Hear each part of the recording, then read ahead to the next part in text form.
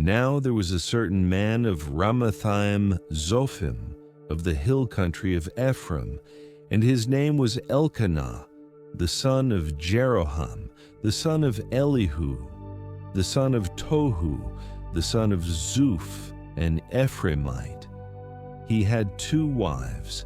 The name of one was Hannah, and the name of the other Peninnah. Peninnah had children, but Hannah had no children. This man went up out of his city from year to year to worship and to sacrifice to Yahweh of armies in Shiloh. The 2 sons of Eli, Hophni and Phinehas, priests to Yahweh, were there. When the day came that Elkanah sacrificed, he gave portions to Peninnah his wife and to all her sons and her daughters. But he gave a double portion to Hannah, for he loved Hannah, but Yahweh had shut up her womb. Her rival provoked her severely to irritate her, because Yahweh had shut up her womb. So year by year, when she went up to Yahweh's house, her rival provoked her. Therefore she wept and didn't eat. Elkanah, her husband, said to her, "Hannah, why do you weep? Why don't you eat? Why is your heart grieved? Am I not better to you than 10 sons?" So Hannah rose up after they had finished eating and drinking in Shiloh. Now Eli the priest was sitting on his seat by the doorpost of Yahweh's temple. She was in bitterness of soul and prayed to Yahweh, weeping bitterly. She vowed a vow and said, "Yahweh of armies, if you will indeed look at the affliction of your servant and remember me, and not forget your servant, but will give to your servant a boy, then I will give him to Yahweh all the days of his life, and no razor shall come on his head." As she continued praying before Yahweh, Eli saw her mouth.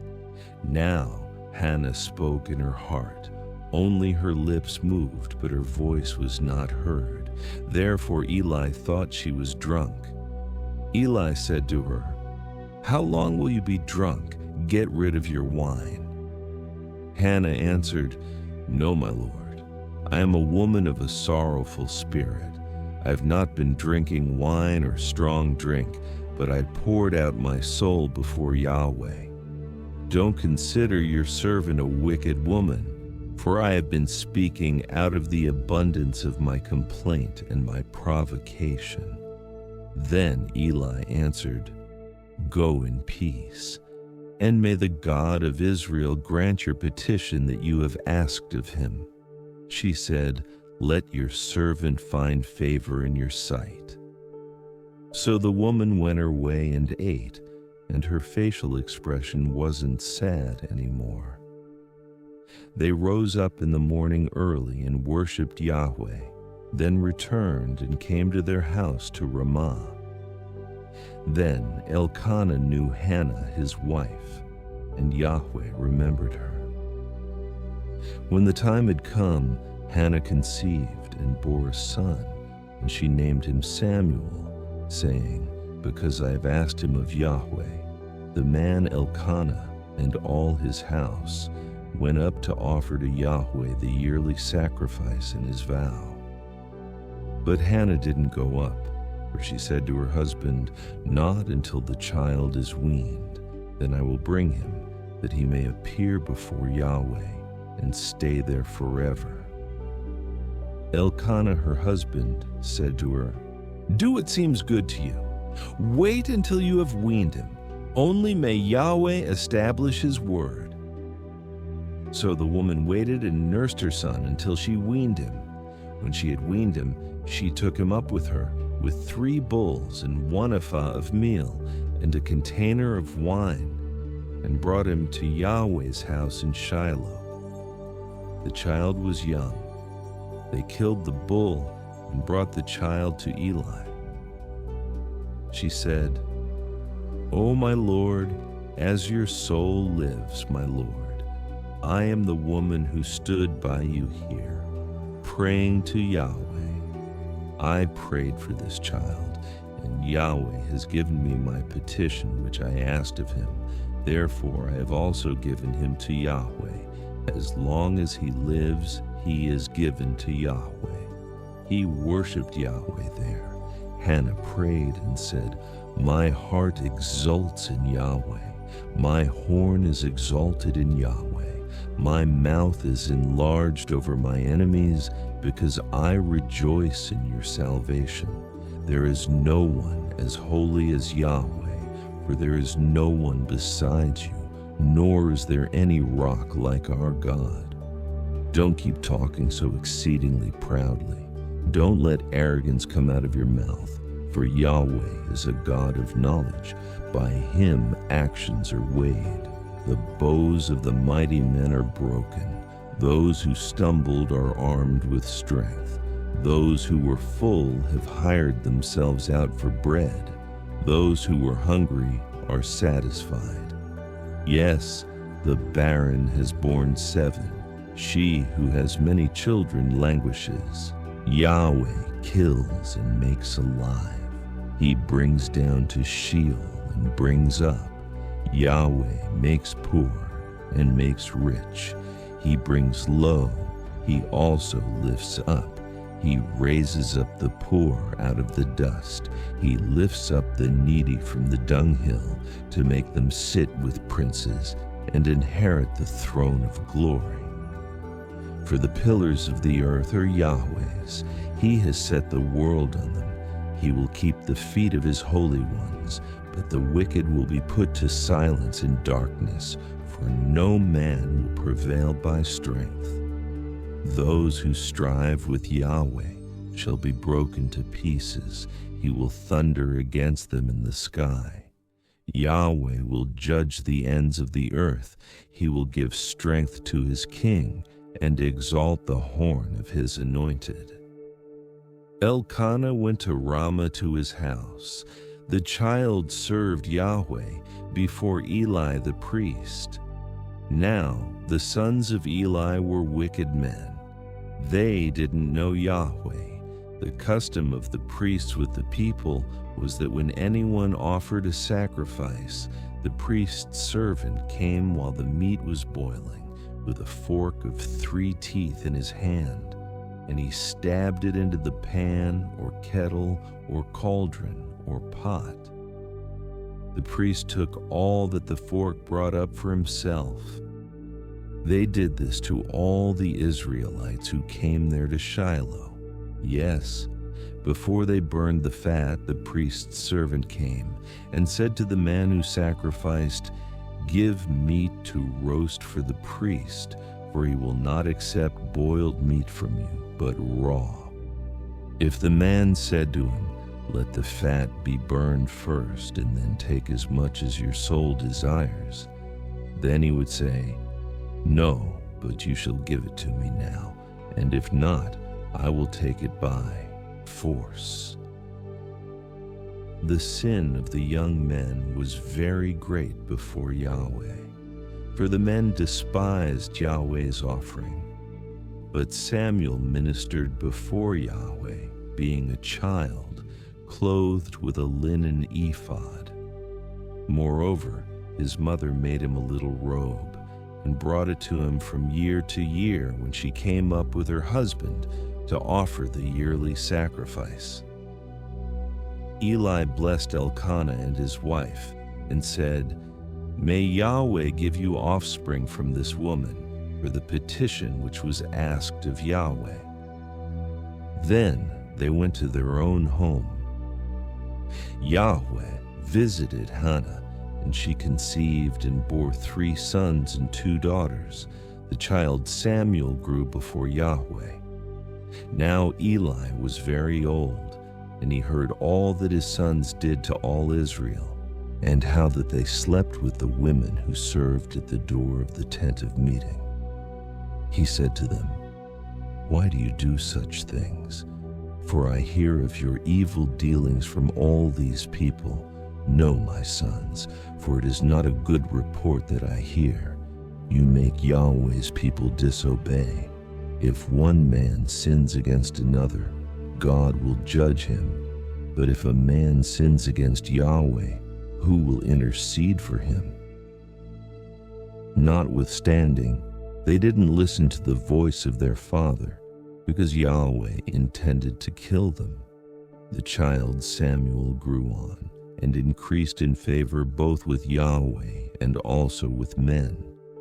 A man of God came to Eli and said to him, Yahweh says, did I reveal myself to the house of your father when they were in Egypt in bondage to Pharaoh's house? Didn't I choose him out of all the tribes of Israel to be my priest, to go up to my altar, to burn incense, to wear an ephod before me? Didn't I give to the house of your father all the offerings of the children of Israel made by fire? Why do you kick at my sacrifice and at my offering, which I have commanded in my habitation, and honor your sons above me, to make yourselves fat with the best of all the offerings of Israel, my people? Therefore Yahweh, the God of Israel, says, I said indeed that your house and the house of your father should walk before me forever. But now Yahweh says, far be it from me, for those who honor me I will honor, and those who despise me will be cursed. Behold, the days come that I will cut off your arm and the arm of your father's house, that there will not be an old man in your house. You will see the affliction of my habitation in all the wealth which I will give Israel. There shall not be an old man in your house forever. The man of yours whom I don't cut off from my altar will consume your eyes and grieve your heart. All the increase of your house will die in the flower of their age. This will be the sign to you that will come on your two sons, on Hophni and Phinehas. In one day they will both die. I will raise up a faithful priest for myself, who will do according to that which is in my heart and in my mind. I will build him a sure house. He will walk before my anointed forever. It will happen that everyone who is left in your house will come and bow down to him for a piece of silver and a loaf of bread, and will say, please put me into one of the priest's offices, that I may eat a morsel of bread. The child Samuel ministered to Yahweh before Eli. Yahweh's word was rare in those days.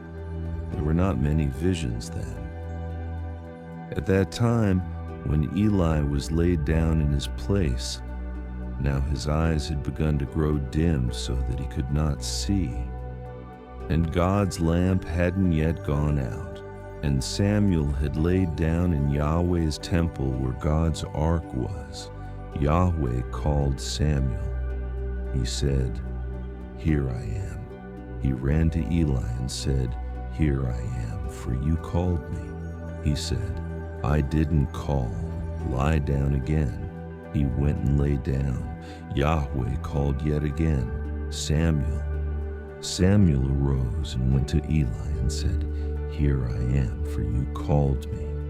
He answered, I didn't call, my son. Lie down again. Now Samuel didn't yet know Yahweh, neither was Yahweh's word yet revealed to him. Yahweh called Samuel again the third time. He arose and went to Eli and said, here I am, for you called me. Eli perceived that Yahweh had called the child. Therefore Eli said to Samuel, go, lie down.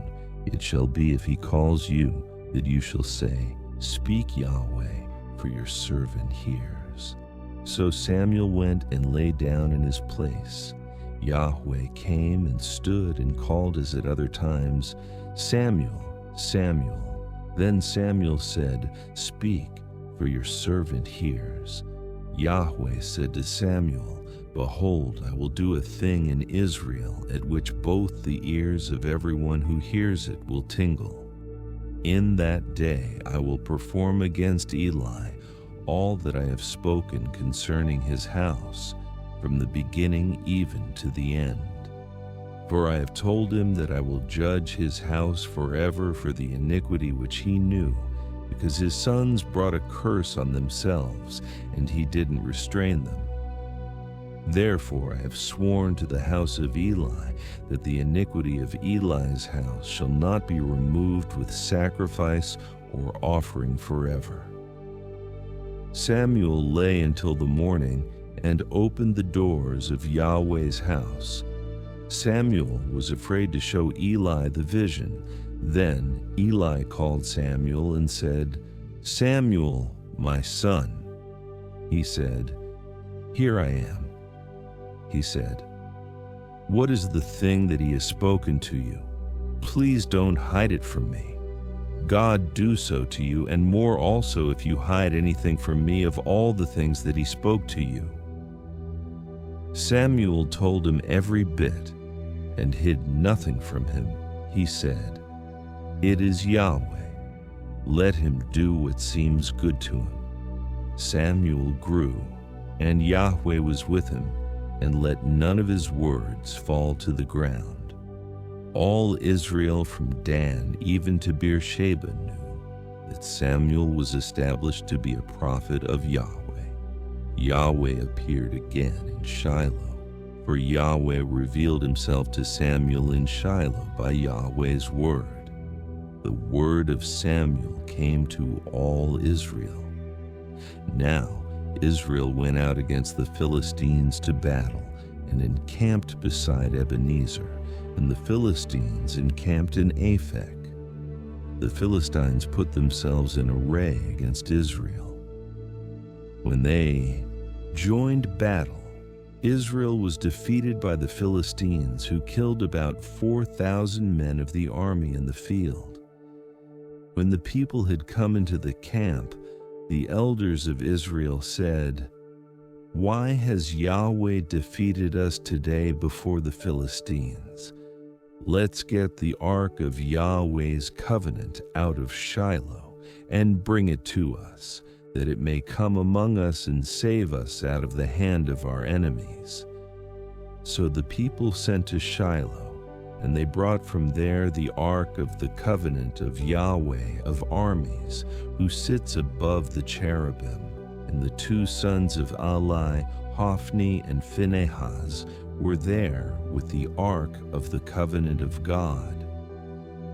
When the ark of Yahweh's covenant came into the camp, all Israel shouted with a great shout, so that the earth resounded.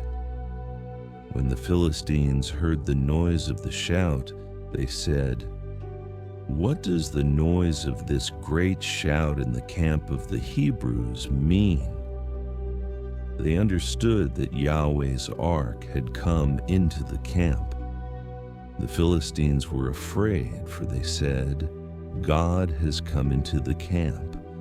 They said, "Woe to us, for there has not been such a thing before. Woe to us! Who shall deliver us out of the hand of these mighty gods? These are the gods that struck the Egyptians with all kinds of plagues in the wilderness. Be strong and behave like men, O you Philistines, that you not be servants to the Hebrews, as they have been to you. Strengthen yourselves like men, and fight." The Philistines fought, and Israel was defeated, and each man fled to his tent. There was a very great slaughter, for 30,000 footmen of Israel fell. God's ark was taken, and the two sons of Eli, Hophni and Phinehas, were slain. A man of Benjamin ran out of the army and came to Shiloh the same day, with his clothes torn and with dirt on his head. When he came, behold, Eli was sitting on his seat by the road watching, for his heart trembled for God's ark. When the man came into the city and told about it, all the city cried out. When Eli heard the noise of the crying, he said, "What does the noise of this tumult mean?" The man hurried and came and told Eli. Now Eli was 98 years old. His eyes were set so that he could not see. The man said to Eli, "I am he who came out of the army, and I fled today out of the army." He said, "How did the matter go, my son?" He who brought the news answered, "Israel has fled before the Philistines, and there has been also a great slaughter among the people. Your 2 sons also, Hophni and Phinehas, are dead, and God's ark has been captured." When he made mention of God's ark, Eli fell from off his seat backward by the side of the gate, and his neck broke, and he died, for he was an old man and heavy. He had judged Israel 40 years. His daughter-in-law, Phinehas's wife, was with child near to giving birth.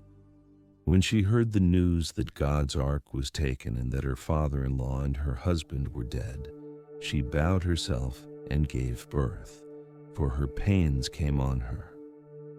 About the time of her death, the women who stood by her said to her, "Don't be afraid, for you have given birth to a son." But she didn't answer, neither did she regard it. She named the child Ichabod, saying, "The glory has departed from Israel, because God's ark was taken, and because of her father-in-law and her husband." She said, "The glory has departed from Israel, for God's ark has been taken." Now the Philistines had taken God's ark, and they brought it from Ebenezer to Ashdod. The Philistines took God's ark and brought it into the house of Dagon and set it by Dagon. When the people of Ashdod arose early on the next day, behold, Dagon had fallen on his face to the ground before Yahweh's ark. They took Dagon and set him in his place again. When they arose early on the following morning, behold, Dagon had fallen on his face to the ground before Yahweh's ark, and the head of Dagon and both the palms of his hands were cut off on the threshold. Only Dagon's torso was intact. Therefore neither the priests of Dagon nor any who come into Dagon's house step on the threshold of Dagon in Ashdod to this day. But Yahweh's hand was heavy on the people of Ashdod, and he destroyed them and struck them with tumors, even Ashdod and its borders. When the men of Ashdod saw that it was so, they said, "The ark of the God of Israel shall not stay with us, for his hand is severe on us and on Dagon our God." They sent therefore and gathered together all the lords of the Philistines and said, "What shall we do with the ark of the God of Israel?" They answered, "Let the ark of the God of Israel be carried over to Gath." They carried the ark of the God of Israel there. It was so that after they had carried it there, Yahweh's hand was against the city with a very great confusion, and he struck the men of the city, both small and great, so that tumors broke out on them. So they sent God's ark to Ekron. As God's ark came to Ekron, the Ekronites cried out, saying, "They have brought the ark of the God of Israel here to us, to kill us and our people." They sent therefore and gathered together all the lords of the Philistines, and they said, "Send the ark of the God of Israel away, and let it go again to its own place, that it not kill us and our people." For there was a deadly panic throughout all the city. The hand of God was very heavy there. The men who didn't die were struck with the tumors, and the cry of the city went up to heaven. Yahweh's ark was in the country of the Philistines 7 months. The Philistines called for the priests and the diviners, saying, "What shall we do with Yahweh's ark? Show us how we should send it to its place." They said, "If you send away the ark of the God of Israel, don't send it empty, but by all means return a trespass offering to him. Then you will be healed, and it will be known to you why his hand is not removed from you." Then they said, "What should the trespass offering be which we shall return to him?" They said, 5 golden tumors and 5 golden mice, for the number of the lords of the Philistines. For one plague was on you all, and on your lords. Therefore you shall make images of your tumors and images of your mice that mar the land, and you shall give glory to the God of Israel. Perhaps he will release his hand from you, from your gods, and from your land. Why then do you harden your hearts as the Egyptians and Pharaoh hardened their hearts? When he had worked wonderfully among them, didn't they let the people go and they departed? Now therefore take and prepare yourselves a new cart and 2 milk cows on which there has come no yoke, and tie the cows to the cart, and bring their calves home from them, and take Yahweh's ark and lay it on the cart. Put the jewels of gold which you return him for a trespass offering in a box by its side, and send it away that it may go. Behold, if it goes up by the way of its own border to Beth Shemesh, then he has done us this great evil. But if not, then we shall know that it is not his hand that struck us. It was a chance that happened to us." The men did so, and took 2 milk cows and tied them to the cart and shut up their calves at home. They put Yahweh's ark on the cart, and the box with the golden mice and the images of their tumors. The cows took the straight way by the way to Beth Shemesh. They went along the highway, lowing as they went, and didn't turn away to the right hand or to the left. And the lords of the Philistines went after them to the border of Beth Shemesh. The people of Beth Shemesh were reaping their wheat harvest in the valley, and they lifted up their eyes and saw the ark, and rejoiced to see it. The cart came into the field of Joshua of Beth Shemesh, and stood there where there was a great stone. Then they split the wood of the cart, and offered up the cows for a burnt offering to Yahweh. The Levites took down Yahweh's ark and the box that was with it, in which the jewels of gold were, and put them on the great stone. And the men of Beth Shemesh offered burnt offerings and sacrificed sacrifices the same day to Yahweh. When the 5 lords of the Philistines had seen it, they returned to Ekron the same day. These are the golden tumors which the Philistines returned for a trespass offering to Yahweh. For Ashdod 1, for Gaza 1, for Ashkelon 1, for Gath 1, for Ekron 1.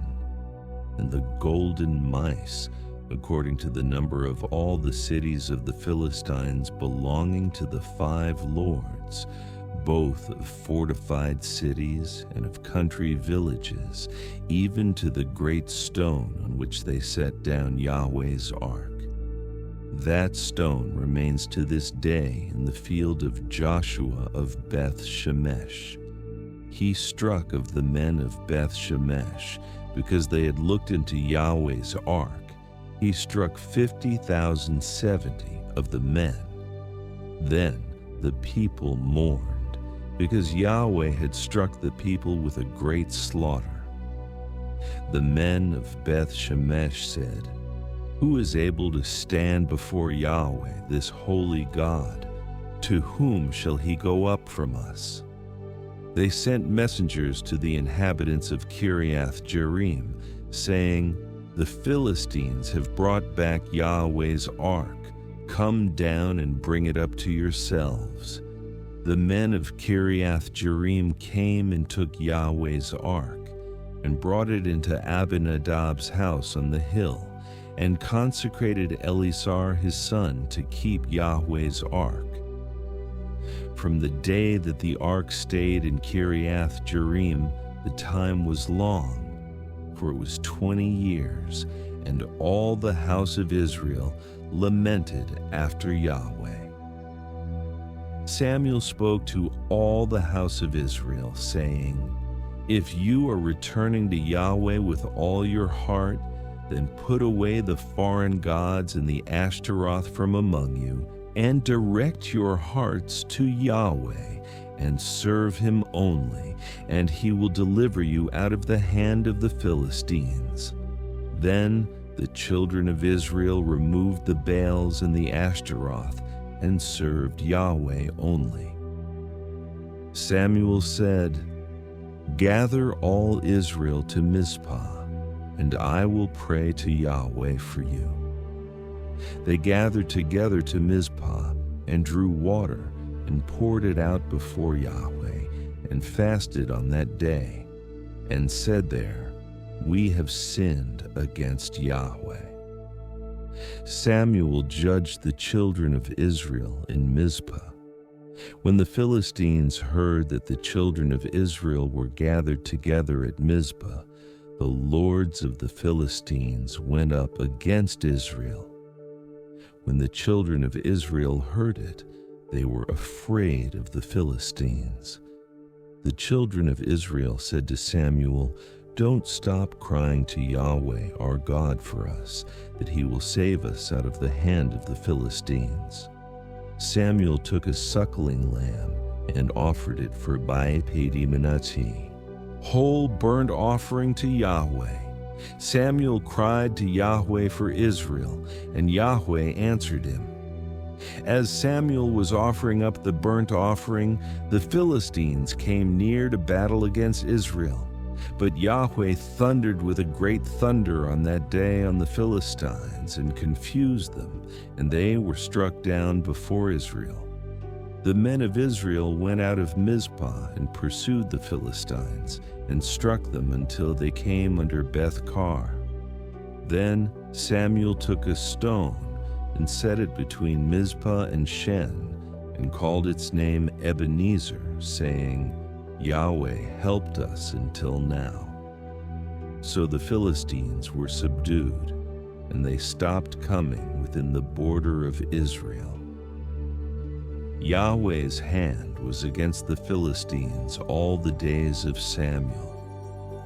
The cities which the Philistines had taken from Israel were restored to Israel, from Ekron even to Gath, and Israel recovered its border out of the hand of the Philistines.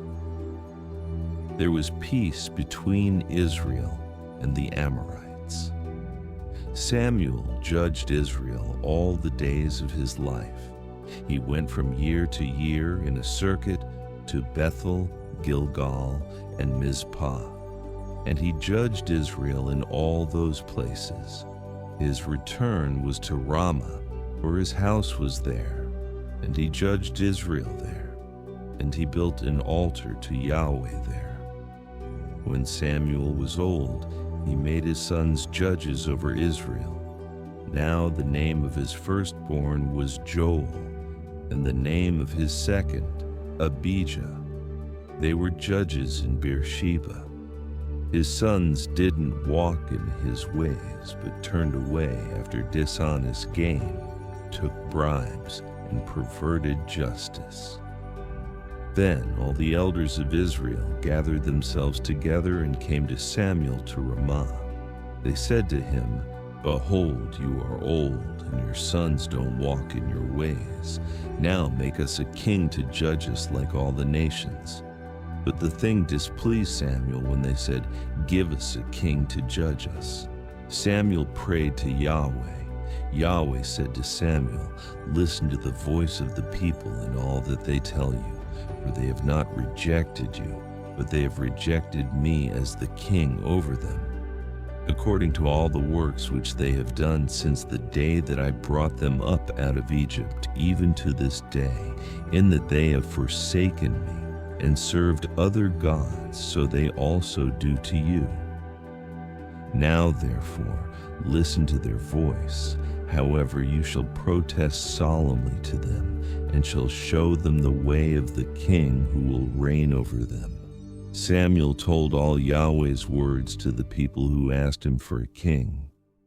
He said, "This will be the way of the king who shall reign over you. He will take your sons and appoint them as his servants for his chariots and to be his horsemen. And they will run before his chariots. He will appoint them to him for captains of thousands and captains of 50s, and he will assign some to plow his ground and to reap his harvest, and to make his instruments of war and the instruments of his chariots. He will take your daughters to be perfumers, to be cooks, and to be bakers. He will take your fields, your vineyards, and your olive groves, even your best, and give them to his servants. He will take 1/10 of your seed and of your vineyards, and give it to his officers and to his servants. He will take your male servants, your female servants, your best young men, and your donkeys, and assign them to his own work. He will take 1/10 of your flocks, and you will be his servants. You will cry out in that day because of your king whom you will have chosen for yourselves, and Yahweh will not answer you in that day." But the people refused to listen to the voice of Samuel, and they said, "No, but we will have a king over us, that we also may be like all the nations, and that our king may judge us, and go out before us and fight our battles." Samuel heard all the words of the people, and he rehearsed them in the ears of Yahweh. Yahweh said to Samuel, "Listen to their voice, and make them a king." Samuel said to the men of Israel, "Everyone go to your own city." Now there was a man of Benjamin, whose name was Kish, the son of Abiel, the son of Zeror, the son of Bechorath, the son of Aphiah, the son of a Benjamite, a mighty man of valor. He had a son whose name was Saul, an impressive young man, and there was not among the children of Israel a more handsome person than he.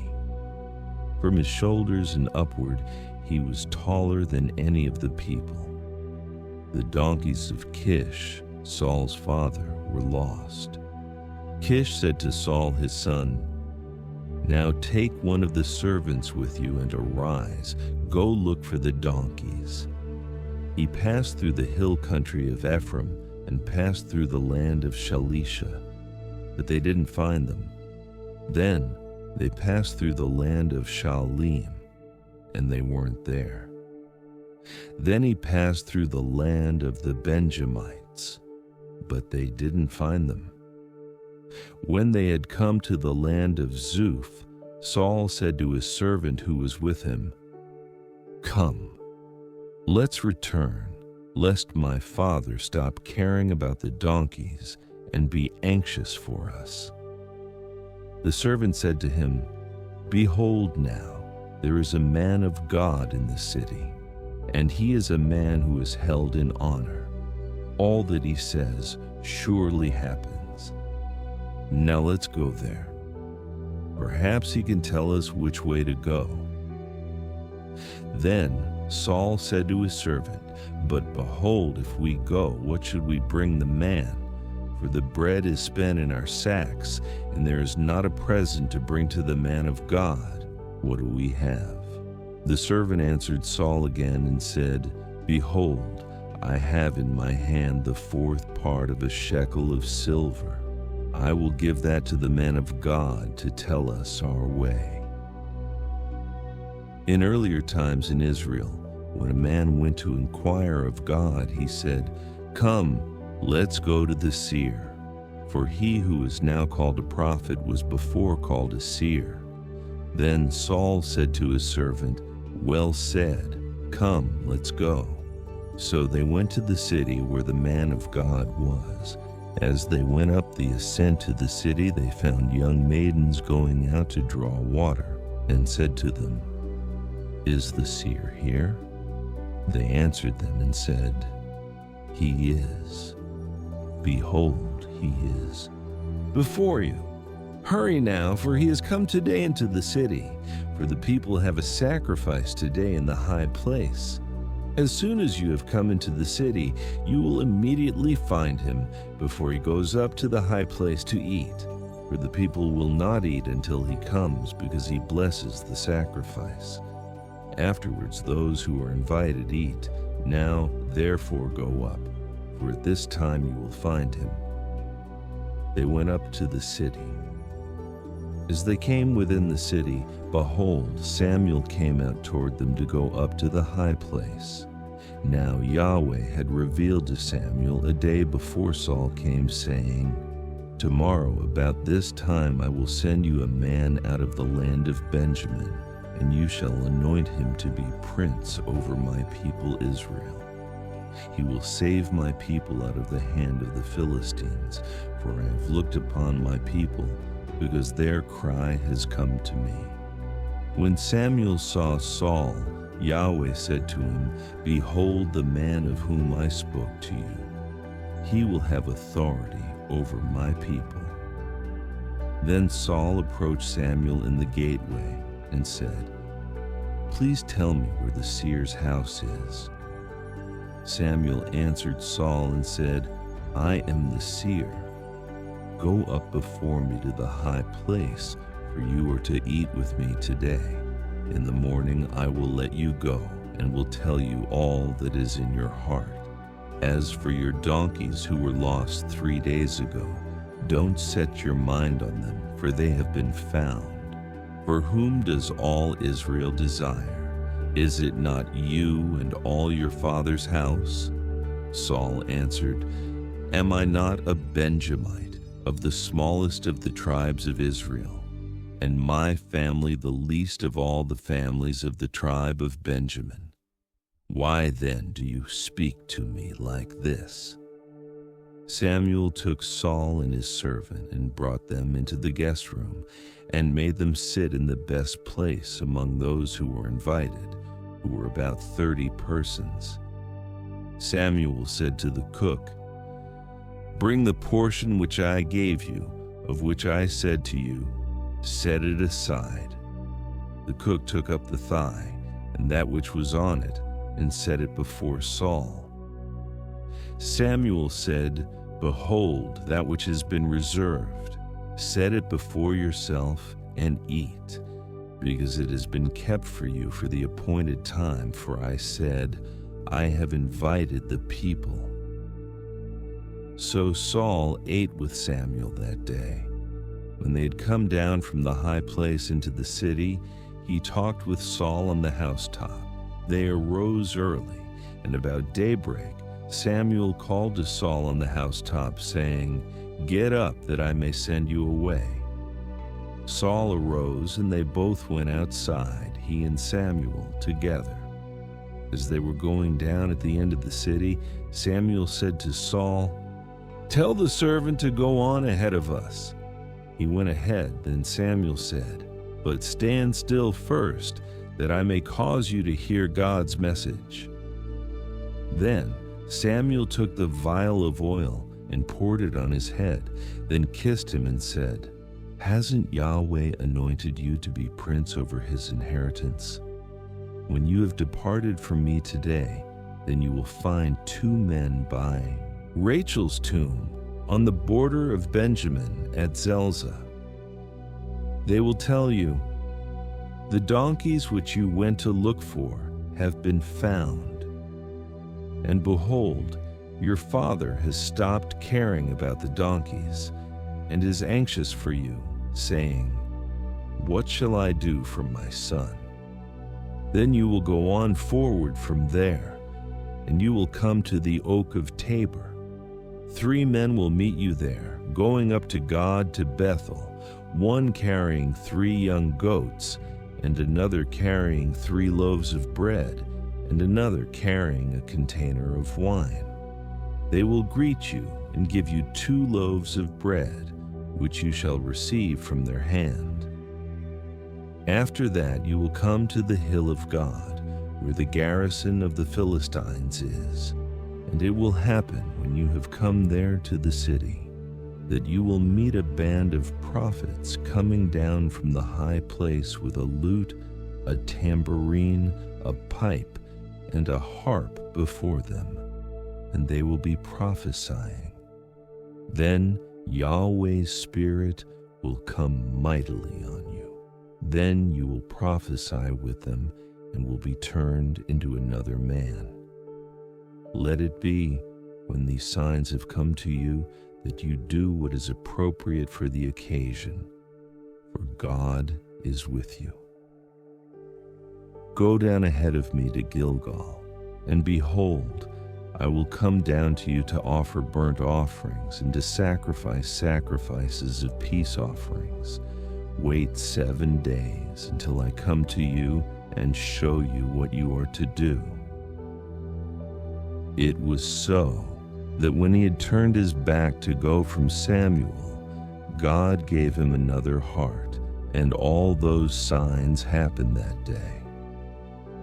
When they came there to the hill, behold, a band of prophets met him, and the Spirit of God came mightily on him, and he prophesied among them. When all who knew him before saw that, behold, he prophesied with the prophets, then the people said to one another, "What is this that has come to the son of Kish? Is Saul also among the prophets?" One from the same place answered, "Who is their father?"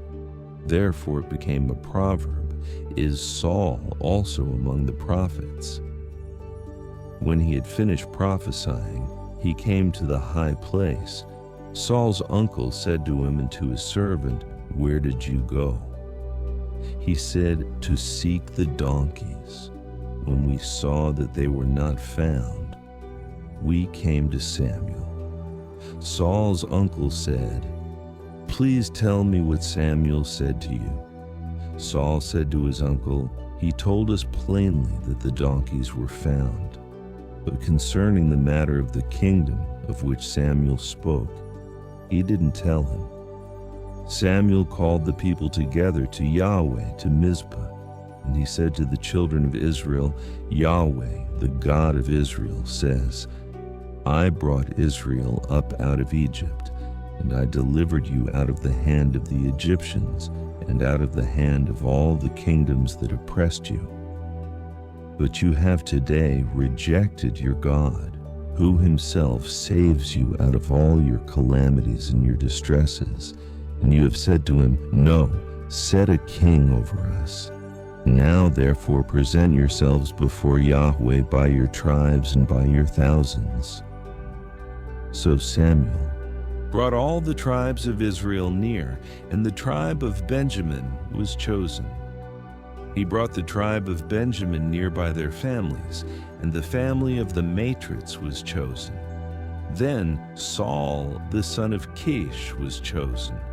But when they looked for him, he could not be found. Therefore they asked of Yahweh further, "Is there yet a man to come here?" Yahweh answered, "Behold, he has hidden himself among the baggage." They ran and got him there. When he stood among the people, he was higher than any of the people from his shoulders and upward. Samuel said to all the people, "Do you see him whom Yahweh has chosen, that there is no one like him among all the people?" All the people shouted and said, "Long live the king." Then Samuel told the people the regulations of the kingdom, and wrote it in a book and laid it up before Yahweh. Samuel sent all the people away, every man to his house. Saul also went to his house in Gibeah, and the army went with him, whose hearts God had touched. But certain worthless fellows said, "How could this man save us?" They despised him and brought him no tribute, but he held his peace. Then Nahash the Ammonite came up and encamped against Jabesh Gilead, and all the men of Jabesh said to Nahash, "Make a covenant with us, and we will serve you." Nahash the Ammonite said to them, "On this condition I will make it with you, that all your right eyes be gouged out. I will make this dishonor all Israel." The elders of Jabesh said to him, "Give us 7 days, that we may send messengers to all the borders of Israel, and then, if there is no one to save us, we will come out to you." Then the messengers came to Gibeah of Saul, and spoke these words in the ears of the people. Then all the people lifted up their voice and wept. Behold, Saul came following the oxen out of the field, and Saul said, "What ails the people that they weep?" They told him the words of the men of Jabesh. God's Spirit came mightily on Saul when he heard those words, and his anger burned hot. He took a yoke of oxen and cut them in pieces, then sent them throughout all the borders of Israel by the hand of messengers, saying, "Whoever doesn't come out after Saul and after Samuel, so shall it be done to his oxen." The dread of Yahweh fell on the people, and they came out as one man. He counted them in Bezek, and the children of Israel were 300,000, and the men of Judah 30,000. They said to the messengers who came, "Tell the men of Jabesh Gilead, tomorrow, by the time the sun is hot, you will be rescued." The messengers came and told the men of Jabesh, and they were glad. Therefore the men of Jabesh said, "Tomorrow we will come out to you, and you shall do with us all that seems good to you." On the next day, Saul put the people in 3 companies, and they came into the middle of the camp in the morning watch and struck the Ammonites until the heat of the day. Those who remained were scattered, so that no 2 of them were left together. The people said to Samuel, "Who is he who said, 'Shall Saul reign over us?' Bring those men that we may put them to death." Saul said, "No man shall be put to death today, for today Yahweh has rescued Israel." Then Samuel said to the people, "Come, let's go to Gilgal and renew the kingdom there." All the people went to Gilgal, and there they made Saul king before Yahweh in Gilgal. There they offered sacrifices of peace offerings before Yahweh, and there Saul and all the men of Israel rejoiced greatly. Samuel said to all Israel, "Behold, I have listened to your voice in all that you said to me, and have made a king over you. Now, behold, the king walks before you. I am old and gray-headed. Behold, my sons are with you.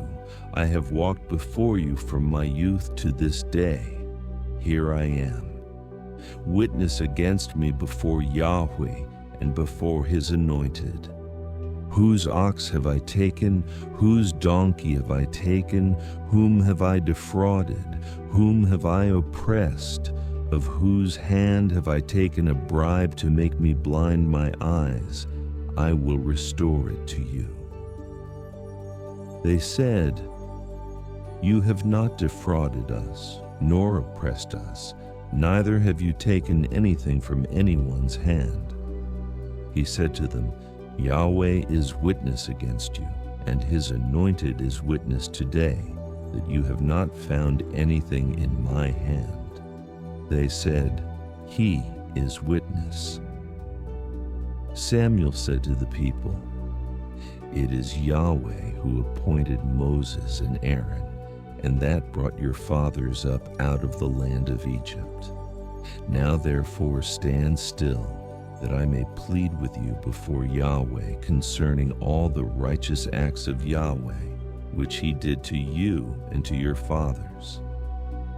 When Jacob had come into Egypt, and your fathers cried to Yahweh, then Yahweh sent Moses and Aaron, who brought your fathers out of Egypt, and made them to dwell in this place.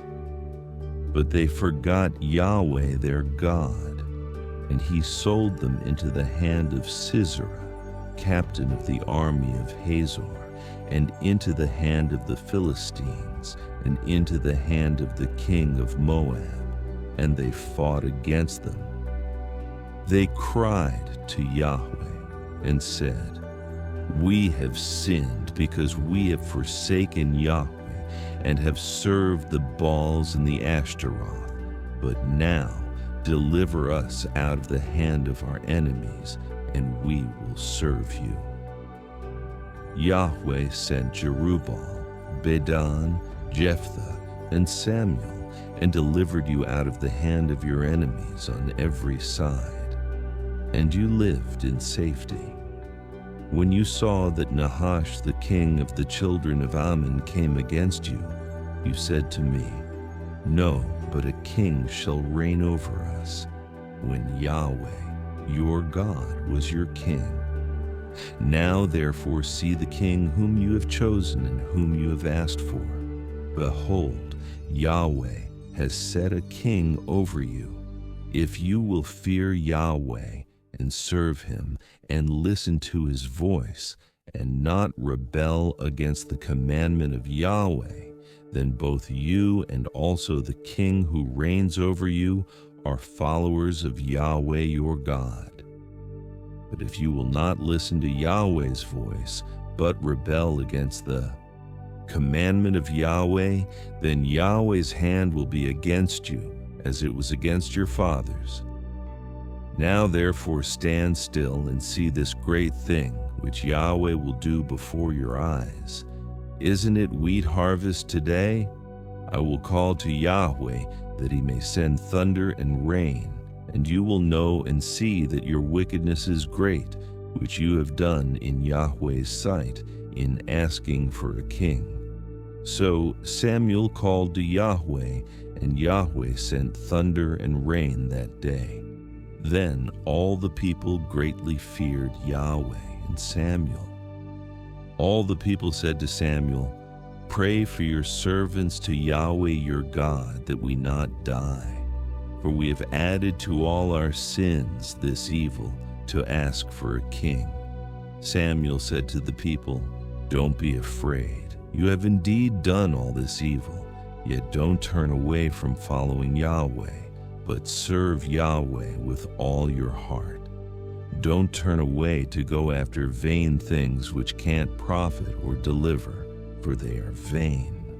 For Yahweh will not forsake his people for his great name's sake, because it has pleased Yahweh to make you a people for himself. Moreover, as for me, far be it from me that I should sin against Yahweh in ceasing to pray for you, but I will instruct you in the good and the right way. Only fear Yahweh and serve him in truth with all your heart, for consider what great things he has done for you. But if you keep doing evil, you will be consumed, both you and your king. Saul was 30 years old when he became king, and he reigned over Israel 42 years. Saul chose for himself 3,000 men of Israel, of which 2,000 were with Saul in Michmash and in the Mount of Bethel, and 1,000 were with Jonathan in Gibeah of Benjamin. He sent the rest of the people to their own tents. Jonathan struck the garrison of the Philistines that was in Geba, and the Philistines heard of it. Saul blew the trumpet throughout all the land, saying, Let the Hebrews hear. all Israel heard that Saul had struck the garrison of the Philistines, and also that Israel was considered an abomination to the Philistines, the people were gathered together after Saul to Gilgal. The Philistines assembled themselves together to fight with Israel, 30,000 chariots, 6,000 horsemen, and people as the sand which is on the seashore in multitude. They came up and encamped in Michmash, eastward of Beth-aven. When the men of Israel saw that they were in trouble, for the people were distressed, then the people hid themselves in caves, in thickets, in rocks, in tombs, and in pits. Now some of the Hebrews had gone over the Jordan to the land of Gad and Gilead. But as for Saul, he was yet in Gilgal, and all the people followed him trembling. He stayed 7 days according to the time set by Samuel. But Samuel didn't come to Gilgal, and the people were scattering from him. Saul said, "Bring the burnt offering to me here, and the peace offerings." He offered the burnt offering. It came to pass that as soon as he had finished offering the burnt offering, behold, Samuel came. And Saul went out to meet him, that he might greet him. Samuel said, "What have you done?" Saul said, "Because I saw that the people were scattered from me, and that you didn't come within the days appointed, and that the Philistines assembled themselves together at Michmash. Therefore I said, now the Philistines will come down on me to Gilgal, and I haven't entreated the favor of Yahweh. I forced myself, therefore, and offered the burnt offering." Samuel said to Saul, "You have done foolishly. You have not kept the commandment of Yahweh your God, which he commanded you. For now Yahweh would have established your kingdom on Israel forever. But now your kingdom will not continue. Yahweh has sought for himself a man after his own heart, and Yahweh has appointed him to be prince over his people, because you have not kept that which Yahweh commanded you." Samuel arose and went from Gilgal to Gibeah of Benjamin. Saul counted the people who were present with him, about 600 men. Saul and Jonathan his son and the people who were present with them stayed in Geba of Benjamin, but the Philistines encamped in Michmash. The raiders came out of the camp of the Philistines in 3 companies. One company turned to the way that leads to Ophrah, to the land of Shual. Another company turned the way to Beth Horon, and another company turned the way of the border that looks down on the valley of Zeboim toward the wilderness. Now there was no blacksmith found throughout all the land of Israel, for the Philistines said, "Lest the Hebrews make themselves swords or spears." But all the Israelites went down to the Philistines, each man to sharpen his own plowshare, mattock, axe, and sickle. The price was 1 payim each to sharpen mattocks, plowshares, pitchforks, axes, and goads. So it came to pass in the day of battle that neither sword nor spear was found in the hand of any of the people who were with Saul and Jonathan, but Saul and Jonathan his son had them. The garrison of the Philistines went out to the pass of Michmash. Now it happened on a day that Jonathan the son of Saul said to the young man who bore his armor, "Come, let's go over to the Philistines' garrison that is on the other side." But he didn't tell his father. Saul stayed in the uttermost part of Gibeah under the pomegranate tree which is in Migron, and the people who were with him were about 600 men, including Ahijah, the son of Ahitub, Ichabod's brother, the son of Phinehas, the son of Eli, the priest of Yahweh in Shiloh, wearing an ephod. The people didn't know that Jonathan was gone. Between the passes by which Jonathan sought to go over to the Philistines' garrison, there was a rocky crag on the one side and a rocky crag on the other side, and the name of the one was Bozez, and the name of the other Sineh. The one crag rose up on the north in front of Michmash, and the other on the south in front of Geba. Jonathan said to the young man who bore his armor, "Come, let's go over to the garrison of these uncircumcised. It may be that Yahweh will work for us, for there is no restraint on Yahweh to save by many or by few." His armor-bearer said to him, "Do all that is in your heart. Go, and behold, I am with you according to your heart." Then Jonathan said, "Behold, we will pass over to the men, and we will reveal ourselves to them. If they say this to us, 'Wait until we come to you,' then we will stand still in our place and will not go up to them. But if they say this, 'Come up to us,' then we will go up, for Yahweh has delivered them into our hand. This shall be the sign to us." Both of them revealed themselves to the garrison of the Philistines, and the Philistines said, "Behold, the Hebrews are coming out of the holes where they had hidden themselves." The men of the garrison answered Jonathan and his armor-bearer and said, "Come up to us, and we will show you something." Jonathan said to his armor-bearer, "Come up after me, for Yahweh has delivered them into the hand of Israel." Jonathan climbed up on his hands and on his feet, and his armor-bearer after him, and they fell before Jonathan, and his armor-bearer killed them after him. That first slaughter which Jonathan and his armor-bearer made was about 20 men, within, as it were, half a furrow's length in an acre of land. There was a trembling in the camp, in the field, and among all the people. The garrison and the raiders also trembled, and the earth quaked, so there was an exceedingly great trembling. The watchmen of Saul and Gibeah of Benjamin looked, and behold, the multitude melted away and scattered.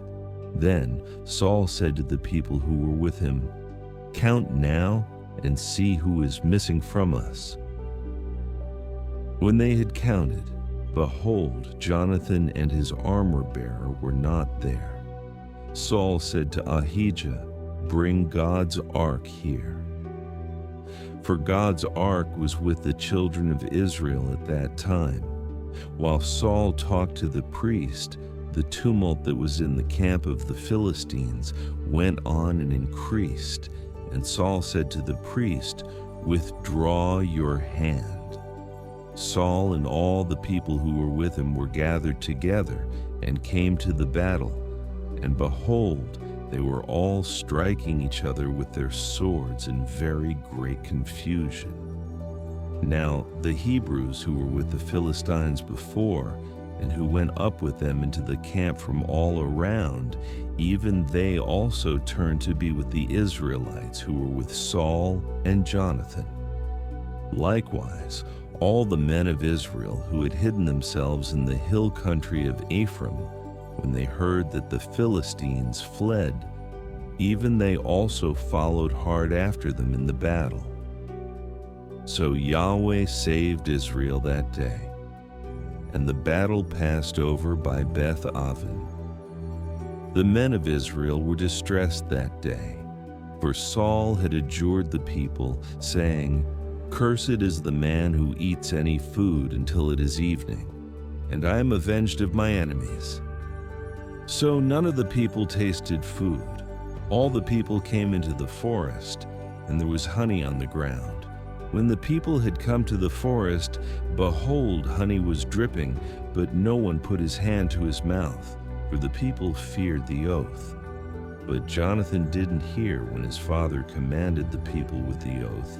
Therefore he put out the end of the rod that was in his hand and dipped it in the honeycomb, and put his hand to his mouth, and his eyes brightened. Then one of the people answered and said, "Your father directly commanded the people with an oath, saying, 'Cursed is the man who eats food today.'" So the people were faint. Then Jonathan said, "My father has troubled the land. Please look how my eyes have brightened because I tasted a little of this honey. How much more if perhaps the people had eaten freely today of the plunder of their enemies which they found? For now there has been no great slaughter among the Philistines." They struck the Philistines that day from Michmash to Aijalon. The people were very faint, and the people pounced on the plunder and took sheep, cattle, and calves and killed them on the ground, and the people ate them with the blood. Then they told Saul, saying, "Behold, the people are sinning against Yahweh, in that they eat meat with the blood." He said, "You have dealt treacherously. Roll a large stone to me today." Saul said, "Disperse yourselves among the people, and tell them, 'Every man bring me here his ox, and every man his sheep, and kill them here, and eat, and don't sin against Yahweh in eating meat with the blood.'" All the people brought every man his ox with him that night, and killed them there. Saul built an altar to Yahweh. This was the first altar that he built to Yahweh. Saul said, "Let's go down after the Philistines by night, and take plunder among them until the morning light. Let's not leave a man of them." They said, "Do whatever seems good to you." Then the priest said, "Let's draw near here to God." Saul asked counsel of God, "Shall I go down after the Philistines? Will you deliver them into the hand of Israel?" But he didn't answer him that day. Saul said, "Draw near here, all you chiefs of the people, and know and see in whom this sin has been today. For as Yahweh lives, who saves Israel, though it is in Jonathan my son, he shall surely die." But there was not a man among all the people who answered him.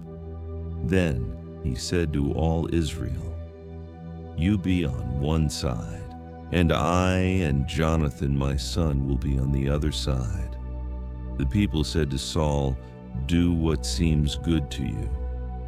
Therefore Saul said to Yahweh, the God of Israel, "Show the right." Jonathan and Saul were chosen, but the people escaped. Saul said, "Cast lots between me and Jonathan my son." Jonathan was selected. Then Saul said to Jonathan, "Tell me what you have done." Jonathan told him and said, "I certainly did taste a little honey with the end of the rod that was in my hand, and behold, I must die." Saul said, "God do so and more also, for you shall surely die, Jonathan."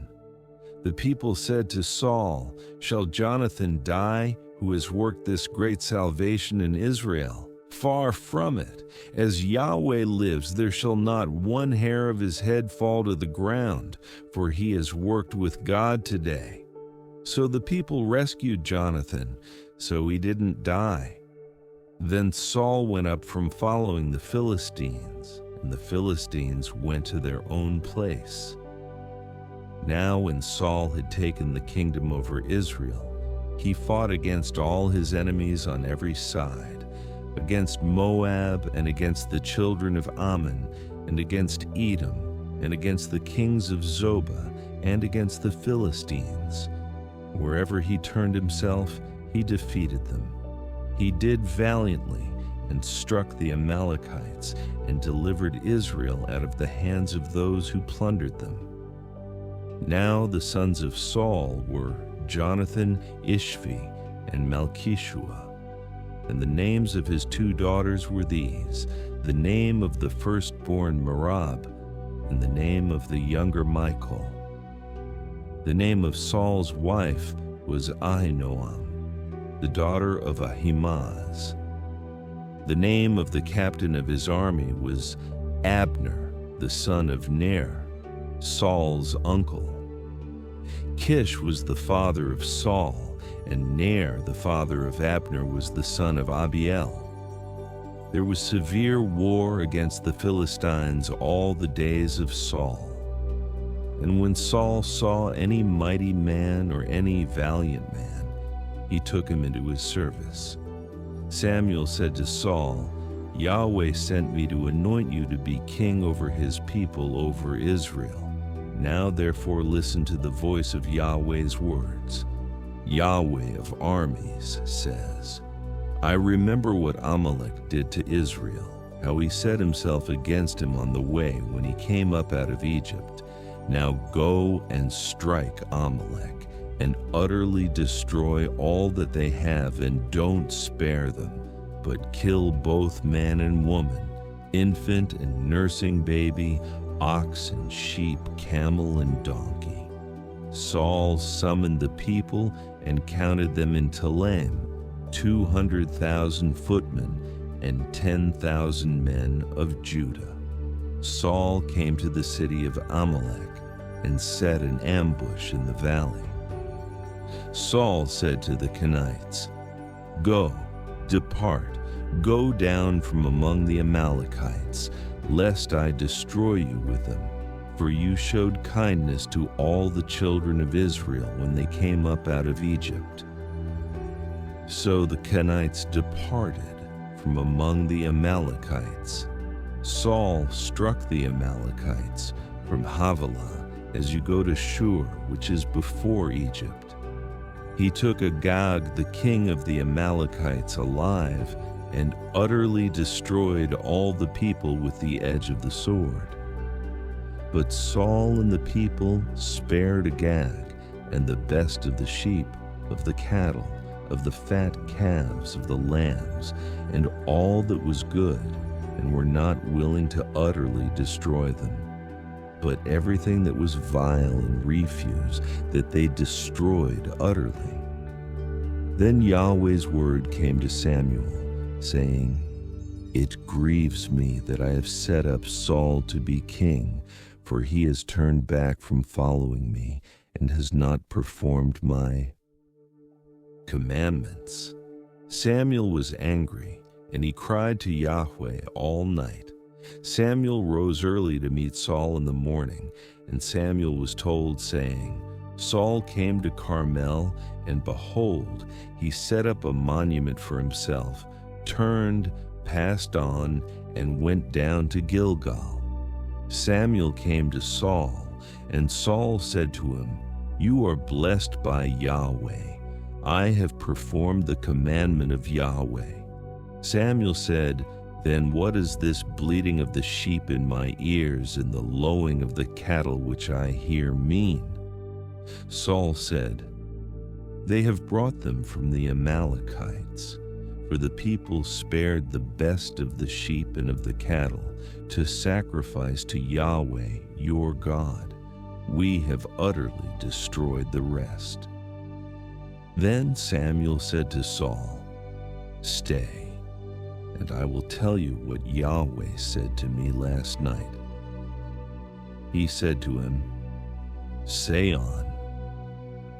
Samuel said, "Though you were little in your own sight, weren't you made the head of the tribes of Israel? Yahweh anointed you king over Israel, and Yahweh sent you on a journey and said, 'Go and utterly destroy the sinners, the Amalekites, and fight against them until they are consumed.' Why then didn't you obey Yahweh's voice, but took the plunder and did that which was evil in Yahweh's sight?" Saul said to Samuel, "But I have obeyed Yahweh's voice, and have gone the way which Yahweh sent me, and have brought Agag the king of Amalek, and have utterly destroyed the Amalekites. But the people took of the plunder, sheep and cattle, the best of the devoted things, to sacrifice to Yahweh, your God, in Gilgal." Samuel said, "Has Yahweh as great delight in burnt offerings and sacrifices as in obeying Yahweh's voice? Behold, to obey is better than sacrifice, and to listen than the fat of rams. For rebellion is as the sin of witchcraft, and stubbornness is as idolatry and teraphim. Because you have rejected Yahweh's word, he has also rejected you from being king." Saul said to Samuel, "I have sinned, for I have transgressed the commandment of Yahweh in your words, because I feared the people and obeyed their voice. Now, therefore, please pardon my sin and turn again with me, that I may worship Yahweh." Samuel said to Saul, "I will not return with you, for you have rejected Yahweh's word, and Yahweh has rejected you from being king over Israel." As Samuel turned around to go away, Saul grabbed the skirt of his robe, and it tore. Samuel said to him, "Yahweh has torn the kingdom of Israel from you today, and has given it to a neighbor of yours who is better than you. Also the strength of Israel will not lie nor repent, for he is not a man that he should repent." Then he said, "I have sinned, yet please honor me now before the elders of my people and before Israel, and come back with me, that I may worship Yahweh your God." So Samuel went back with Saul, and Saul worshipped Yahweh. Then Samuel said, "Bring Agag the king of the Amalekites here to me." Agag came to him cheerfully. Agag said, "Surely the bitterness of death is past." Samuel said, "As your sword has made women childless, so your mother will be childless among women." Then Samuel cut Agag in pieces before Yahweh in Gilgal. Then Samuel went to Ramah, and Saul went up to his house to Gibeah of Saul. Samuel came no more to see Saul until the day of his death, but Samuel mourned for Saul. Yahweh grieved that he had made Saul king over Israel. Yahweh said to Samuel, "How long will you mourn for Saul, since I have rejected him from being king over Israel? Fill your horn with oil and go. I will send you to Jesse the Bethlehemite, for I have provided a king for myself among his sons." Samuel said, "How can I go? If Saul hears it, he will kill me."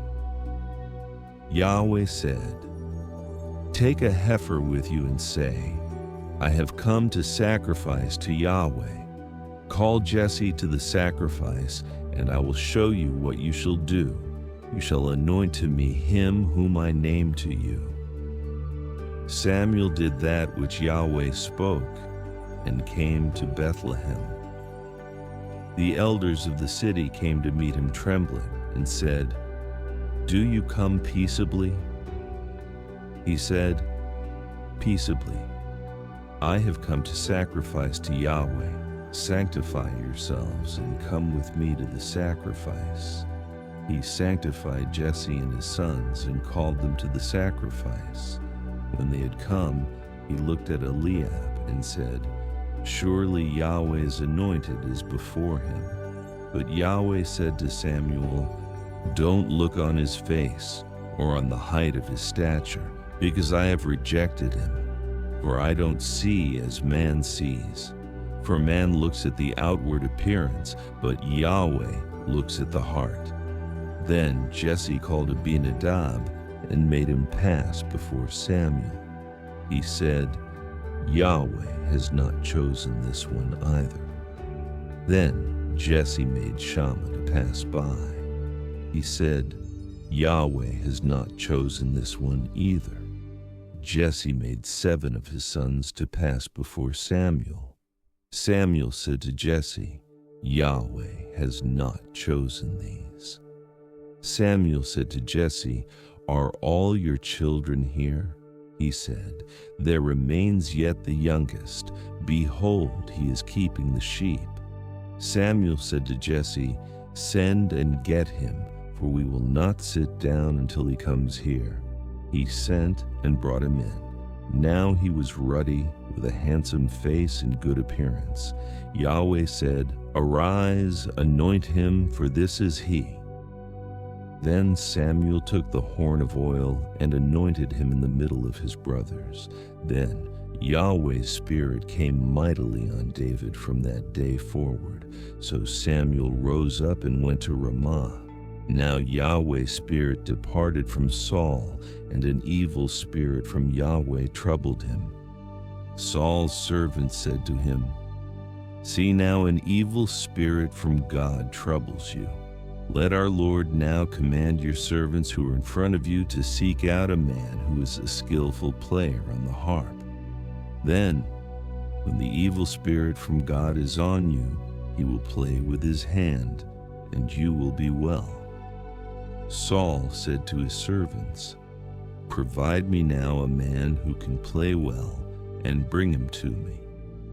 Then one of the young men answered and said, "Behold, I have seen a son of Jesse the Bethlehemite, who is skillful in playing, a mighty man of valor, a man of war, prudent in speech, and a handsome person, and Yahweh is with him." Therefore Saul sent messengers to Jesse and said, "Send me David your son, who is with the sheep." Jesse took a donkey loaded with bread, a container of wine, and a young goat, and sent them by David his son to Saul. David came to Saul and stood before him. He loved him greatly, and he became his armor-bearer. Saul sent to Jesse, saying, "Please let David stand before me, for he has found favor in my sight." When the Spirit from God was on Saul, David took the harp and played with his hand. So Saul was refreshed and was well, and the evil spirit departed from him. Now the Philistines gathered together their armies to battle, and they were gathered together at Soko, which belongs to Judah, and encamped between Soko and Azekah in Ephes-Dammim. Saul and the men of Israel were gathered together and encamped in the valley of Elah, and set the battle in array against the Philistines. The Philistines stood on the mountain on the one side, and Israel stood on the mountain on the other side, and there was a valley between them.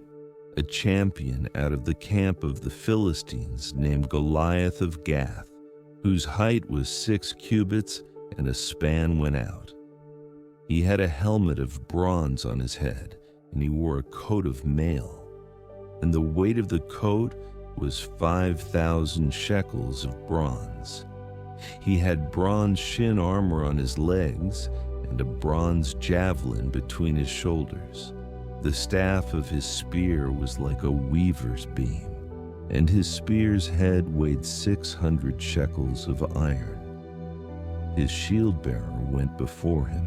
He stood and cried to the armies of Israel, and said to them, "Why have you come out to set your battle in array? Am I not a Philistine, and you servants to Saul? Choose a man for yourselves, and let him come down to me. If he is able to fight with me and kill me, then will we be your servants. But if I prevail against him and kill him, then you will be our servants and serve us." The Philistine said, "I defy the armies of Israel today. "Give me a man, that we may fight together." When Saul and all Israel heard those words of the Philistine, they were dismayed and greatly afraid. Now David was the son of that Ephrathite of Bethlehem, Judah, whose name was Jesse, and he had 8 sons. The man was an elderly old man in the days of Saul. The 3 oldest sons of Jesse had gone after Saul to the battle, and the names of his 3 sons who went to the battle were Eliab, the firstborn, and next to him Abinadab, and the 3rd Shammah. David was the youngest, and the 3 oldest followed Saul. Now David went back and forth from Saul to feed his father's sheep at Bethlehem. The Philistine came near morning and evening and presented himself 40 days. Jesse said to David his son, "Now take for your brothers an ephah of this parched grain and these 10 loaves, and carry them quickly to the camp to your brothers, and bring these 10 cheeses to the captain of their 1,000, and see how your brothers are doing, and bring back news." Now Saul and they and all the men of Israel were in the valley of Elah, fighting with the Philistines. David rose up early in the morning and left the sheep with a keeper, and took the provisions and went, as Jesse had commanded him. He came to the place of the wagons, as the army which was going out to the fight shouted for the battle. Israel and the Philistines put the battle in array, army against army. David left his baggage in the hand of the keeper of the baggage, and ran to the army, and came and greeted his brothers. As he talked with them, behold, the champion, the Philistine of Gath, Goliath by name, came up out of the ranks of the Philistines, and said the same words, and David heard them. All the men of Israel, when they saw the man, fled from him and were terrified. The men of Israel said, "Have you seen this man who has come up? He has surely come up to defy Israel. The king will give great riches to the man who kills him, and will give him his daughter, and will make his father's house tax-free in Israel." David spoke to the men who stood by him, saying, "What shall be done to the man who kills this Philistine, and takes away the reproach from Israel? For who is this uncircumcised Philistine, that he should defy the armies of the living God?" The people answered him in this way, saying, "So shall it be done to the man who kills him." Eliab, his oldest brother, heard when he spoke to the men, and Eliab's anger burned against David, and he said, "Why have you come down? With whom have you left those few sheep in the wilderness? I know your pride and the evil of your heart, for you have come down that you might see the battle." David said, "What have I now done? Is there not a cause?" He turned away from him toward another, and spoke like that again, and the people answered him again the same way. When the words were heard which David spoke, they rehearsed them before Saul, and he sent for him. David said to Saul, "Let no man's heart fail because of him. Your servant will go and fight with this Philistine."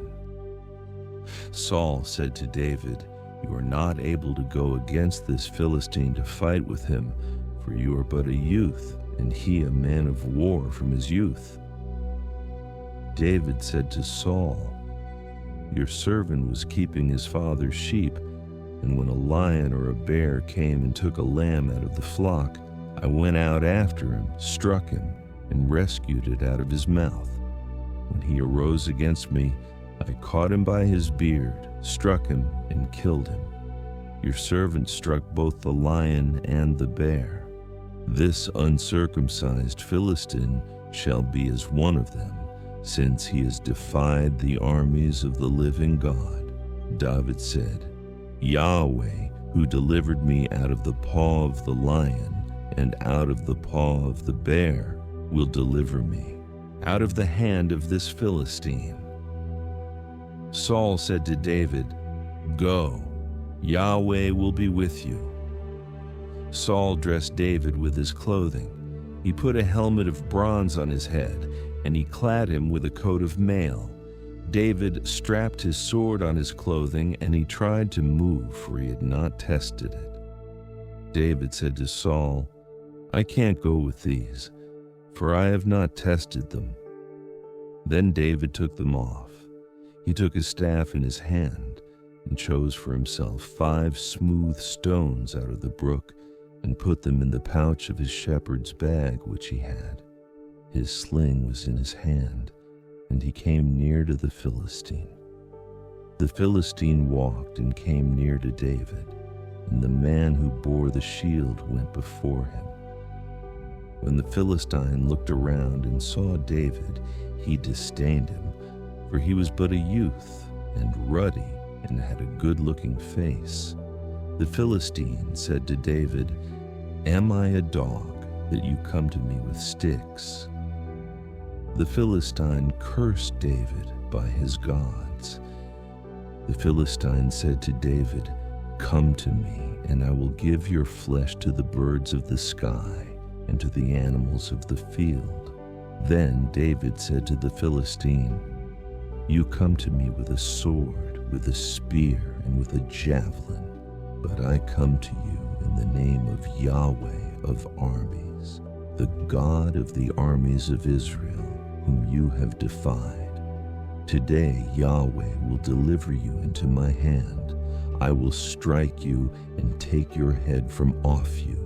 I will give the dead bodies of the army of the Philistines today to the birds of the sky and to the wild animals of the earth, that all the earth may know that there is a God in Israel, and that all this assembly may know that Yahweh doesn't save with sword and spear. For the battle is Yahweh's, and he will give you into our hand. When the Philistine arose and walked and came near to meet David, David hurried and ran toward the army to meet the Philistine. David put his hand in his bag, took a stone and slung it, and struck the Philistine in his forehead. The stone sank into his forehead, and he fell on his face to the earth. So David prevailed over the Philistine with a sling and with a stone, and struck the Philistine and killed him, but there was no sword in David's hand. Then David ran, stood over the Philistine, took his sword, drew it out of its sheath, killed him, and cut off his head with it. When the Philistines saw that their champion was dead, they fled.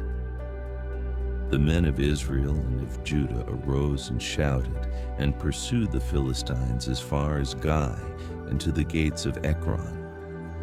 The wounded of the Philistines fell down by the way to Sharaim, even to Gath and to Ekron. The children of Israel returned from chasing after the Philistines, and they plundered their camp.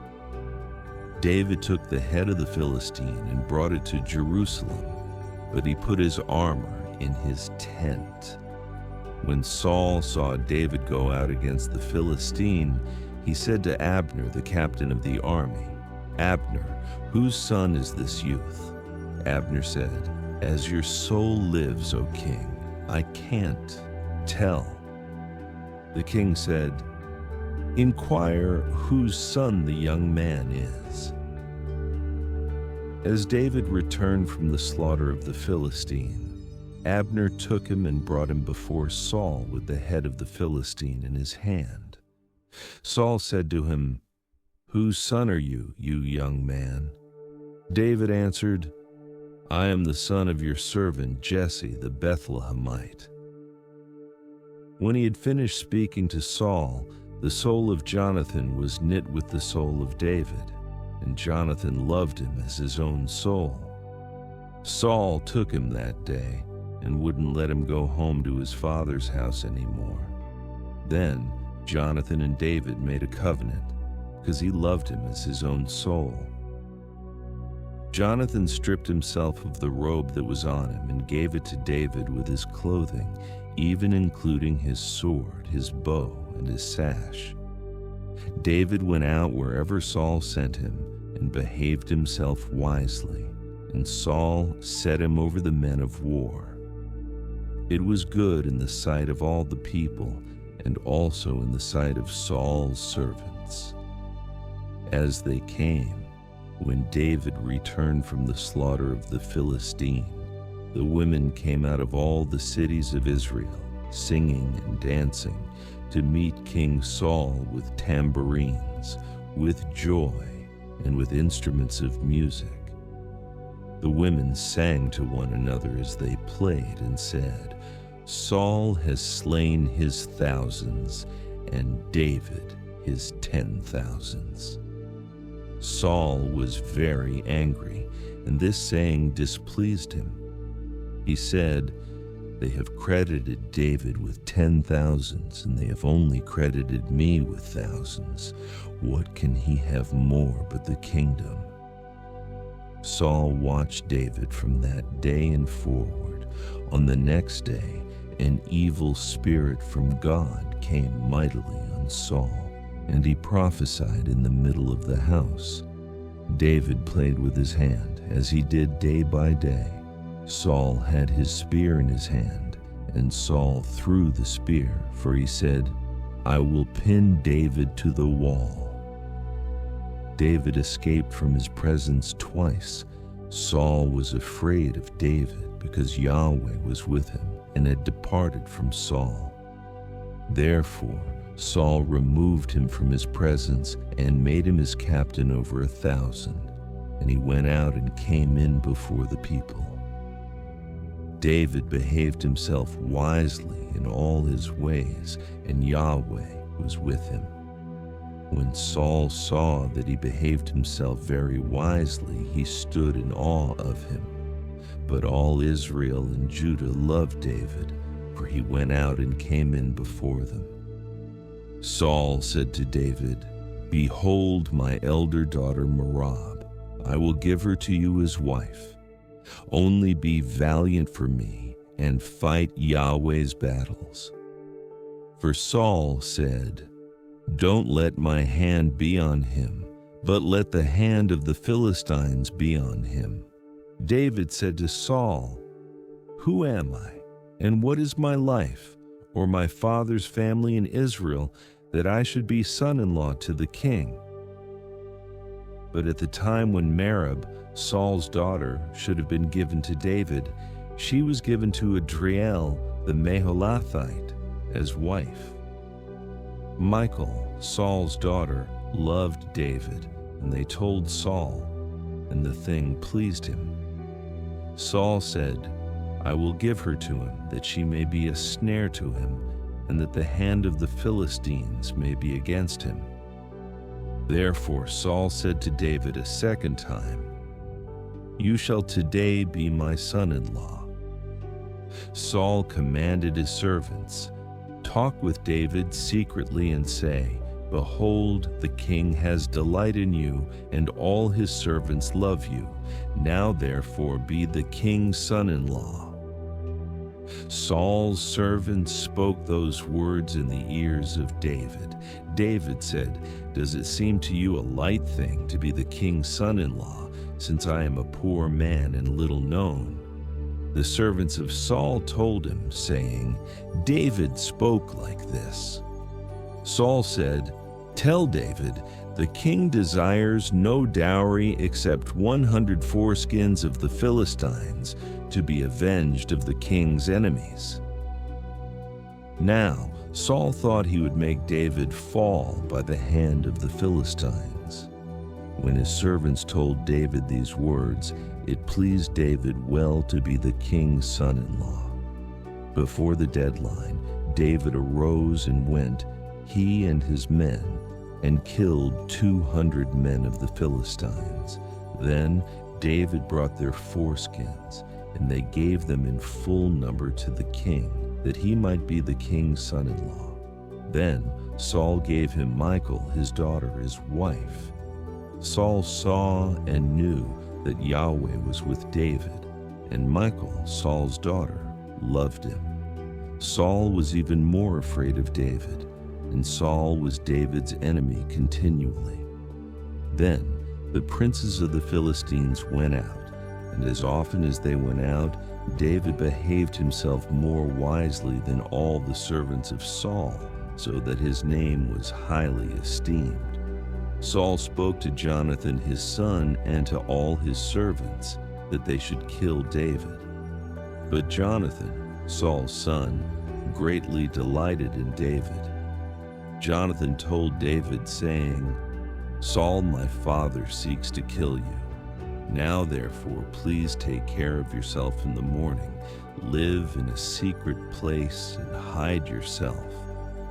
I will go out and stand beside my father in the field where you are, and I will talk with my father about you. And if I see anything, I will tell you."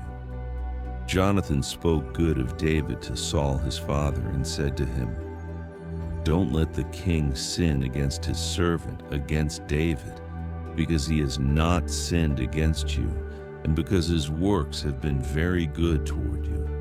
For he put his life in his hand and struck the Philistine, and Yahweh worked a great victory for all Israel. You saw it and rejoiced. Why then will you sin against innocent blood, to kill David without a cause?" Saul listened to the voice of Jonathan, and Saul swore, "As Yahweh lives, he shall not be put to death." Jonathan called David, and Jonathan showed him all those things. Then Jonathan brought David to Saul, and he was in his presence as before. There was war again.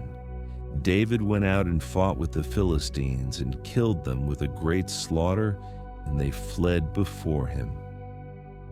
An evil spirit from Yahweh was on Saul as he sat in his house with his spear in his hand, and David was playing music with his hand. Saul sought to pin David to the wall with the spear, but he slipped away out of Saul's presence, and he stuck the spear into the wall. David fled and escaped that night. Saul sent messengers to David's house to watch him and to kill him in the morning. Michal, David's wife, told him, saying, "If you don't save your life tonight, tomorrow you will be killed." So Michal let David down through the window. He went away, fled, and escaped. Michal took the teraphim and laid it in the bed, and put a pillow of goat's hair at its head, and covered it with clothes. When Saul sent messengers to take David, she said, "He is sick." Saul sent the messengers to see David, saying, "Bring him up to me in the bed, that I may kill him." When the messengers came in, behold, the teraphim was in the bed, with the pillow of goat's hair at its head. Saul said to Michal, "Why have you deceived me like this and let my enemy go, so that he has escaped?" Michal answered Saul. He said to me, "Let me go. Why should I kill you?" Now David fled and escaped, and came to Samuel at Ramah, and told him all that Saul had done to him. He and Samuel went and lived in Naioth. Saul was told, saying, "Behold, David is at Naioth in Ramah." Saul sent messengers to seize David, and when they saw the company of the prophets prophesying, and Samuel standing as head over them, God's Spirit came on Saul's messengers, and they also prophesied. When Saul was told, he sent other messengers, and they also prophesied. Saul sent messengers again the third time, and they also prophesied. Then he also went to Ramah, and came to the great well that is in Seku. And he asked, "Where are Samuel and David?" One said, "Behold, they are at Naioth in Ramah." He went there to Naioth in Ramah. Then God's Spirit came on him also, and he went on and prophesied until he came to Naioth in Ramah. He also stripped off his clothes. He also prophesied before Samuel, and lay down naked all that day and all that night. Therefore they say, "Is Saul also among the prophets?" David fled from Naioth in Ramah, and came and said to Jonathan, "What have I done? What is my iniquity? What is my sin before your father, that he seeks my life?" He said to him, "Far from it, you will not die. Behold, my father does nothing either great or small, but that he discloses it to me. Why would my father hide this thing from me? It is not so." David swore, moreover, and said, "Your father knows well that I have found favor in your eyes." And he says, "Don't let Jonathan know this, lest he be grieved. But truly, as Yahweh lives and as your soul lives, there is but a step between me and death." Then Jonathan said to David, "Whatever your soul desires, I will even do it for you." David said to Jonathan, "Behold, tomorrow is the new moon, and I should not fail to dine with the king, but let me go that I may hide myself in the field to the third day at evening. If your father misses me at all, then say, 'David earnestly asked leave of me, that he might run to Bethlehem, his city, for it is the yearly sacrifice there for all the family.' If he says, 'It is well,' your servant shall have peace. But if he is angry, then know that evil is determined by him. Therefore, deal kindly with your servant, for you have brought your servant into a covenant of Yahweh with you. But if there is iniquity in me, kill me yourself, for why should you bring me to your father?" Jonathan said, "Far be it from you, for if I should at all know that evil were determined by my father to come on you, then wouldn't I tell you that?" Then David said to Jonathan, "Who will tell me if your father answers you roughly?" Jonathan said to David, "Come, let's go out into the field." They both went out into the field. Jonathan said to David, "By Yahweh, the God of Israel, when I have sounded out my father about this time tomorrow, or the third day, behold, if there is good toward David, won't I then send to you and disclose it to you? Yahweh do so to Jonathan, and more also, should it please my father to do you evil, if I don't disclose it to you and send you away, that you may go in peace. May Yahweh be with you as he has been with my father. You shall not only show me the loving kindness of Yahweh while I still live, that I not die, but you shall also not cut off your kindness from my house forever. No, not when Yahweh has cut off every one of the enemies of David from the surface of the earth." So Jonathan made a covenant with David's house, saying, "Yahweh will require it at the hand of David's enemies." Jonathan caused David to swear again for the love that he had to him, for he loved him as he loved his own soul.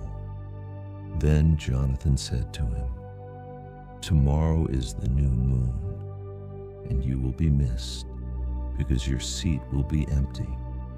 When you have stayed 3 days, go down quickly and come to the place where you hid yourself when this started, and remain by the stone Ezel. I will shoot 3 arrows on its side, as though I shot at a mark. Behold, I will send the boy, saying, 'Go, find the arrows.' If I tell the boy, 'Behold, the arrows are on this side of you, take them,' Then come, for there is peace to you and no danger, as Yahweh lives. But if I say this to the boy, behold, the arrows are beyond you, then go your way, for Yahweh has sent you away. Concerning the matter which you and I have spoken of, behold, Yahweh is between you and me forever. So David hid himself in the field.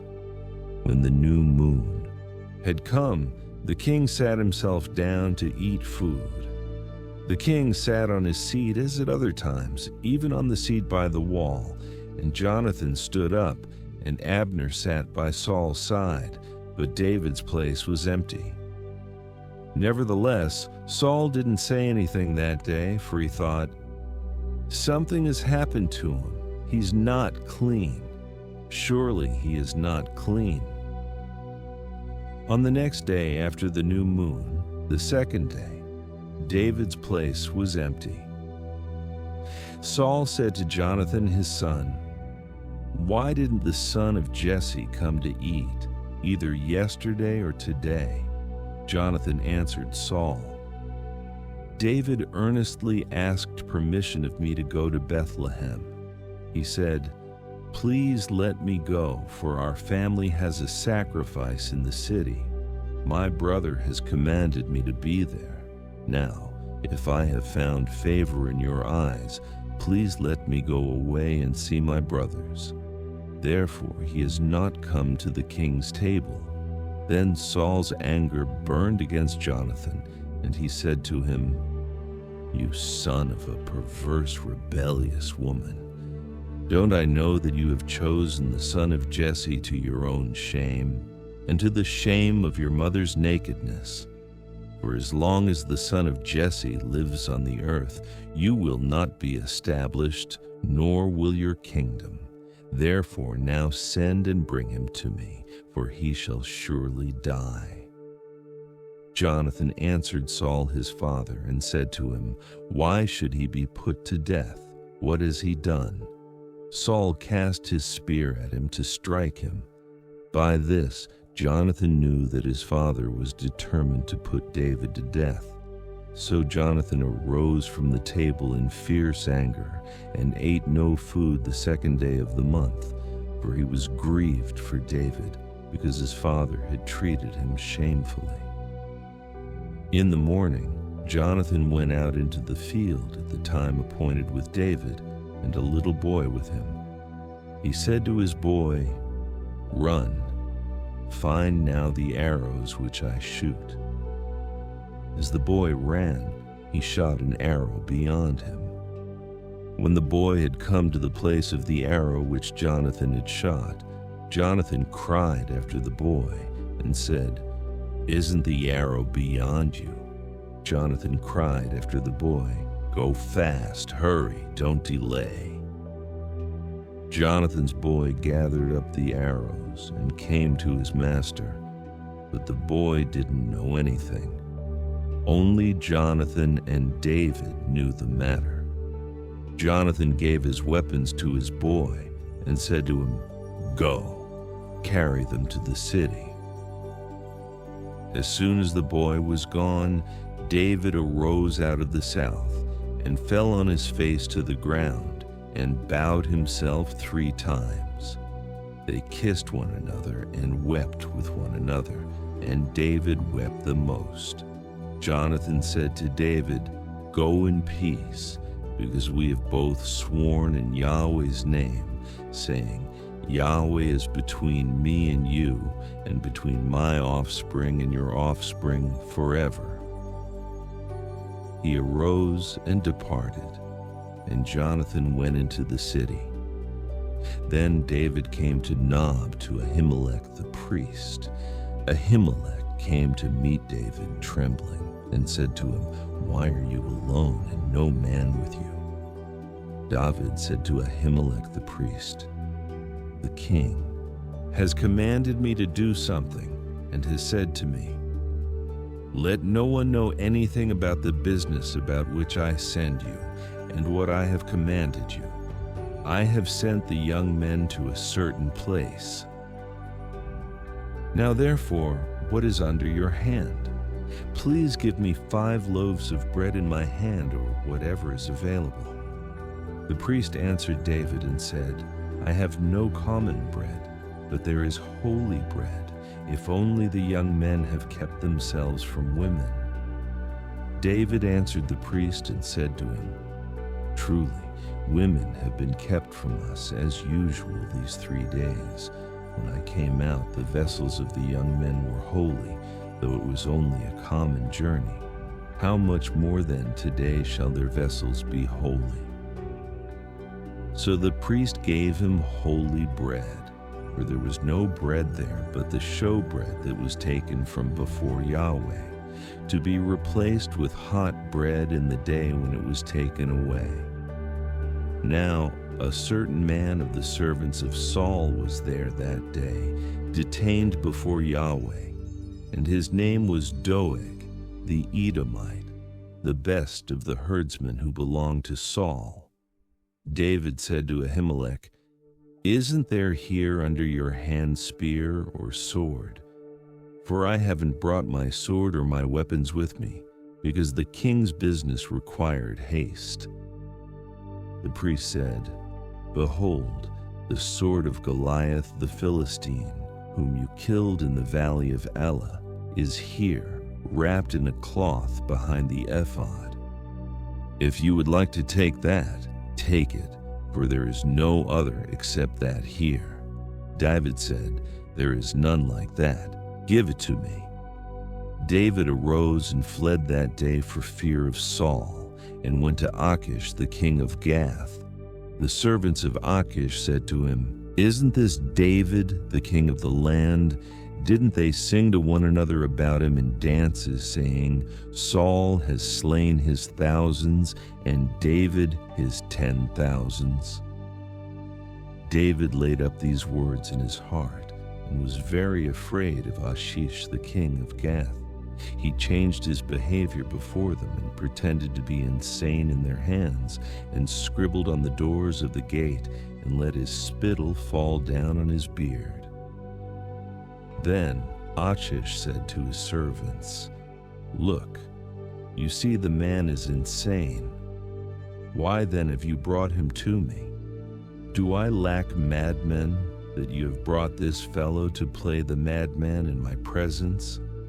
Should this fellow come into my house?" David therefore departed from there, and escaped to Adullam's cave. When his brothers and all his father's house heard it, they went down there to him. Everyone who was in distress, everyone who was in debt, and everyone who was discontented gathered themselves to him, and he became captain over them. There were with him about 400 men. David went from there to Mizpeh of Moab, and he said to the king of Moab, "Please let my father and my mother come out to you until I know what God will do for me." He brought them before the king of Moab, and they lived with him all the time that David was in the stronghold. The prophet Gad said to David, "Don't stay in the stronghold. Depart and go into the land of Judah." Then David departed and came into the forest of Hereth. Saul heard that David was discovered with the men who were with him. Now Saul was sitting in Gibeah under the tamarisk tree in Ramah, with his spear in his hand, and all his servants were standing around him. Saul said to his servants who stood around him, "Hear now, you Benjamites. Will the son of Jesse give every one of you fields and vineyards? Will he make you all captains of thousands and captains of hundreds? Is that why all of you have conspired against me?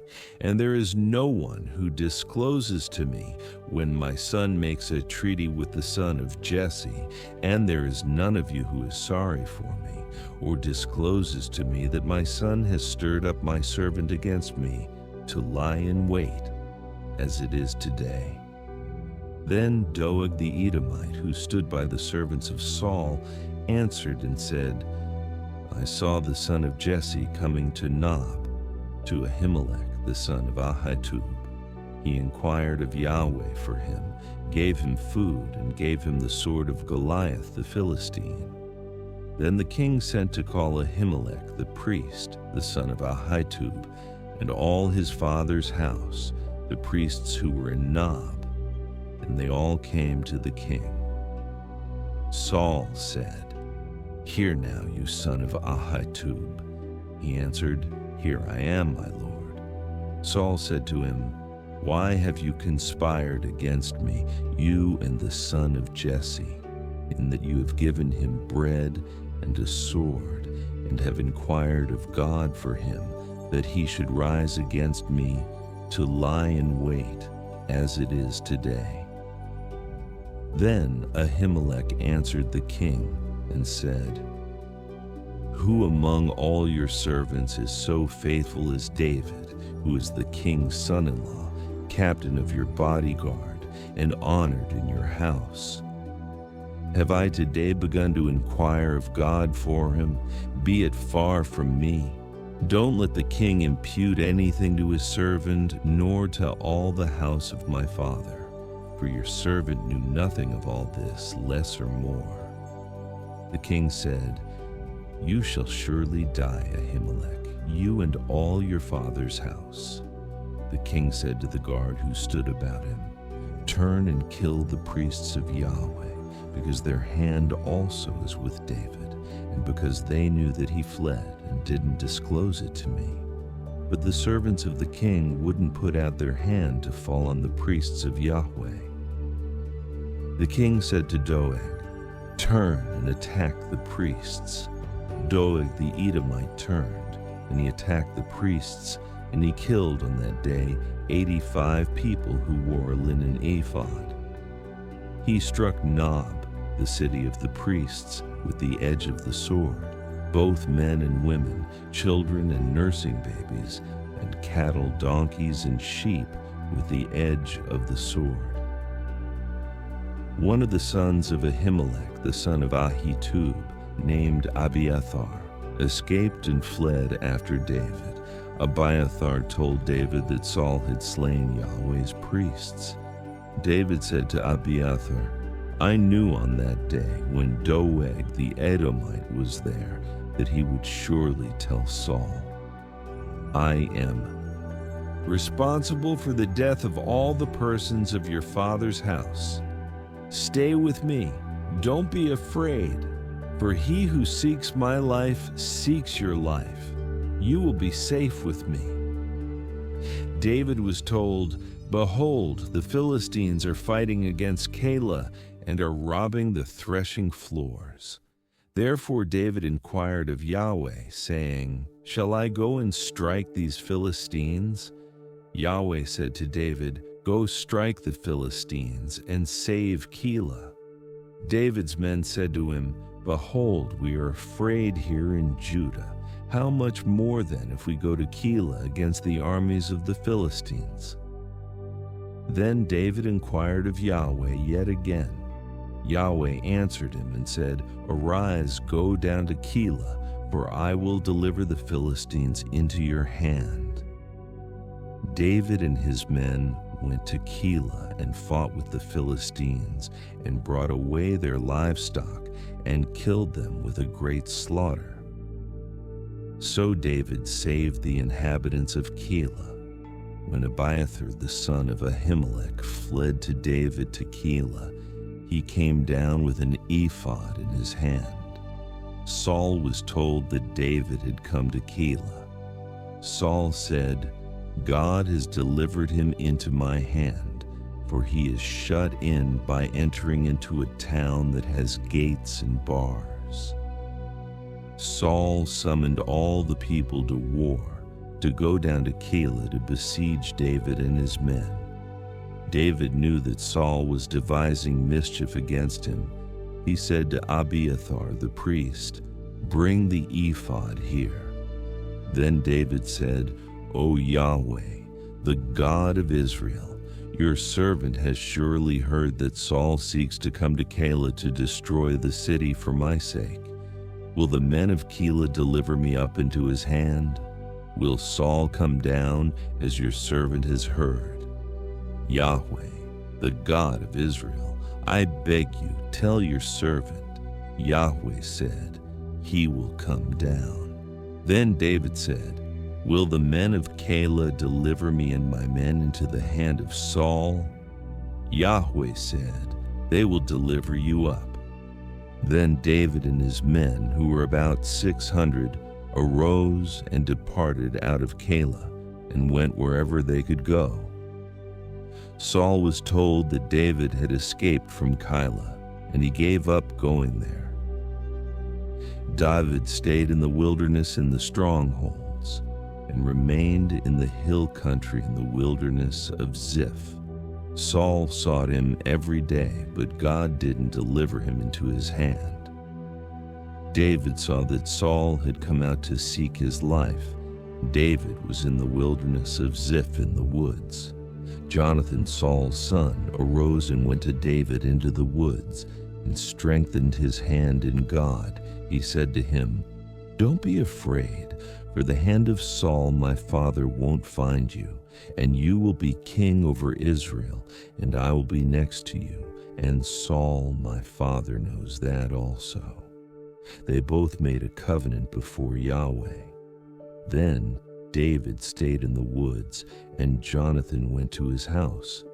Then the Ziphites came up to Saul to Gibeah, saying, doesn't David hide himself with us in the strongholds in the woods in the hill of Hachilah, which is on the south of the desert? Now therefore, O king, come down, according to Paimah, all the desire of your soul to come down, and our part will be to deliver him up into the king's hand. Saul said, you are blessed by Yahweh, for you have had compassion on me. Please go make yet more sure, and know and see his place where his haunt is, and who has seen him there. For I have been told that he is very cunning. See therefore, and take knowledge of all the lurking places where he hides himself, and come again to me with certainty, and I will go with you. It shall happen, if he is in the land, that I will search him out among all the thousands of Judah. They arose and went to Ziph before Saul, but David and his men were in the wilderness of Maon, in the Arabah on the south of the desert. Saul and his men went to seek him. When David was told, he went down to the rock and stayed in the wilderness of Maon. When Saul heard that, he pursued David in the wilderness of Maon. Saul went on this side of the mountain, and David and his men on that side of the mountain. And David hurried to get away for fear of Saul, for Saul and his men surrounded David and his men to take them. But a messenger came to Saul saying, hurry and come, for the Philistines have made a raid on the land. So Saul returned from pursuing David and went against the Philistines. Therefore they called that place Selah Hamalekath. David went up from there and lived in the strongholds of En-Gedi. When Saul had returned from following the Philistines, he was told, behold, David is in the wilderness of En-Gedi. Then Saul took 3,000 chosen men out of all Israel and went to seek David and his men on the rocks of the wild goats. He came to the sheep pens by the way, where there was a cave, and Saul went in to relieve himself. Now David and his men were staying in the innermost parts of the cave. David's men said to him, behold, the day of which Yahweh said to you, behold, I will deliver your enemy into your hand, and you shall do to him as it shall seem good to you. Then David arose and cut off the skirt of Saul's robe secretly. Afterward, David's heart struck him because he had cut off Saul's skirt. He said to his men, "Yahweh forbid that I should do this thing to my Lord, Yahweh's anointed, to stretch out my hand against him, since he is Yahweh's anointed." So David checked his men with these words and didn't allow them to rise against Saul. Saul rose up out of the cave and went on his way. David also arose afterward and went out of the cave and cried after Saul, saying, "My lord the king." When Saul looked behind him, David bowed with his face to the earth and showed respect. David said to Saul, "Why do you listen to men's words, saying, 'Behold, David seeks to harm you'? Behold, today your eyes have seen how Yahweh had delivered you today into my hand in the cave. Some urged me to kill you, but I spared you. I said, I will not stretch out my hand against my Lord, for he is Yahweh's anointed. Moreover, my father, behold, yes, see the skirt of your robe in my hand, for in that I cut off the skirt of your robe and didn't kill you. Know and see that there is neither evil nor disobedience in my hand. I have not sinned against you, though you hunt for my life to take it. May Yahweh judge between me and you, and may Yahweh avenge me of you, but my hand will not be on you. As the proverb of the ancient says, out of the wicked comes wickedness, but my hand will not be on you. Against whom has the king of Israel come out? Whom do you pursue? A dead dog, a flea? May Yahweh therefore be judge and give sentence between me and you, and see and plead my cause, and deliver me out of your hand. It came to pass, when David had finished speaking these words to Saul, that Saul said, "Is that your voice, my son David?"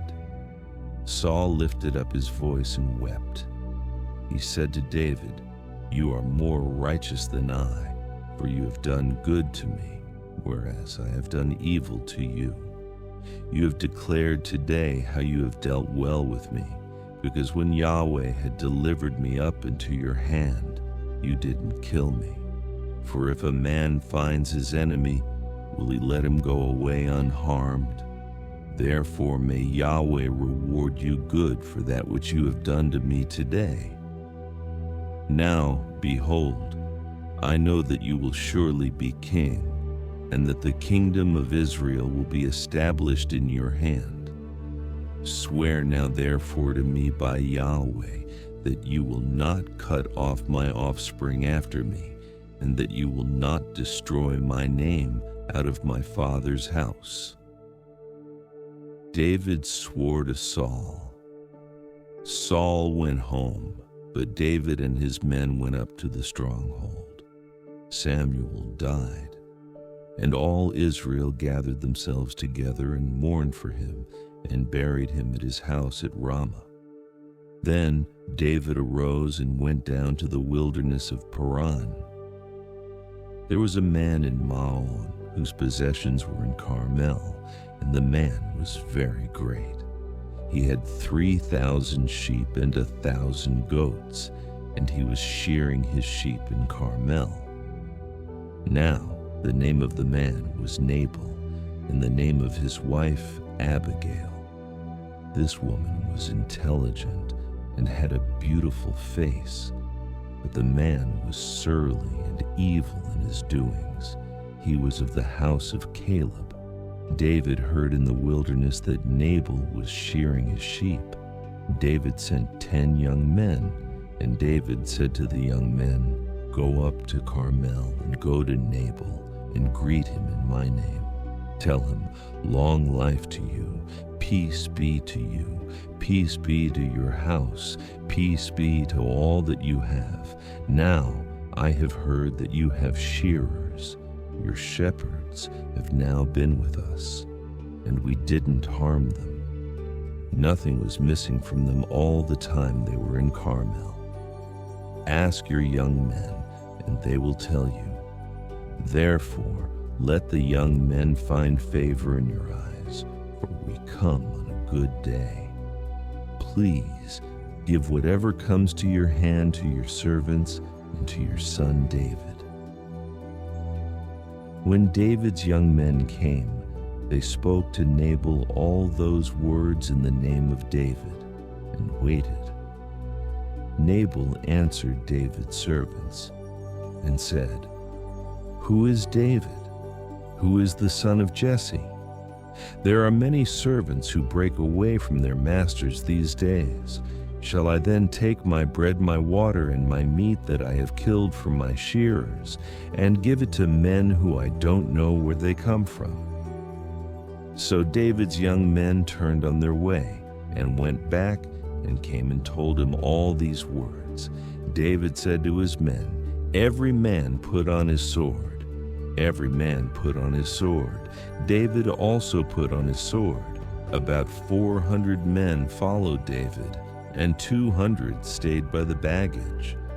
But one of the young men told Abigail, Nabal's wife, saying, "Behold, David sent messengers out of the wilderness to greet our master, and he insulted them. But the men were very good to us, and we were not harmed, and we didn't miss anything as long as we went with them when we were in the fields. They were a wall to us both by night and by day, all the while we were with them keeping the sheep. Now therefore know and consider what you will do. For evil is determined against our master and against all his house, for he is such a worthless fellow that one can't speak to him." Then Abigail hurried and took 200 loaves of bread, 2 containers of wine, 5 sheep ready dressed, 5 seahs of parched grain, 100 clusters of raisins, and 200 cakes of figs, and laid them on donkeys. She said to her young men, "Go on before me. Behold, I am coming after you." But she didn't tell her husband, Nabal. As she rode on her donkey and came down hidden by the mountain, behold, David and his men came down toward her, and she met them. Now David had said, "Surely in vain I have kept all that this fellow has in the wilderness, so that nothing was missed of all that pertained to him. He has returned me evil for good. God do so to the enemies of David, and more also if I leave of all that belongs to him by the morning light so much as one who urinates on a wall." When Abigail saw David, she hurried and got off her donkey and fell before David on her face and bowed herself to the ground. She fell at his feet and said, "On me, my lord, on me be the blame. Please let your servant speak in your ears. Hear the words of your servant, please. Don't let my lord pay attention to this worthless fellow Nabal, for as his name is, so is he. Nabalah is his name, and folly is with him. But I, your servant, didn't see my lord's young men whom you sent. Now therefore, my lord, as Yahweh lives and as your soul lives, since Yahweh has withheld you from blood guiltiness and from avenging yourself with your own hand, now therefore let your enemies and those who seek evil to my lord be as Nabal. Now this present which your servant has brought to my lord, let it be given to the young men who follow my lord. Please forgive the trespass of your servant, for Yahweh will certainly make my lord a sure house, because my lord fights Yahweh's battles. Evil will not be found in you all your days.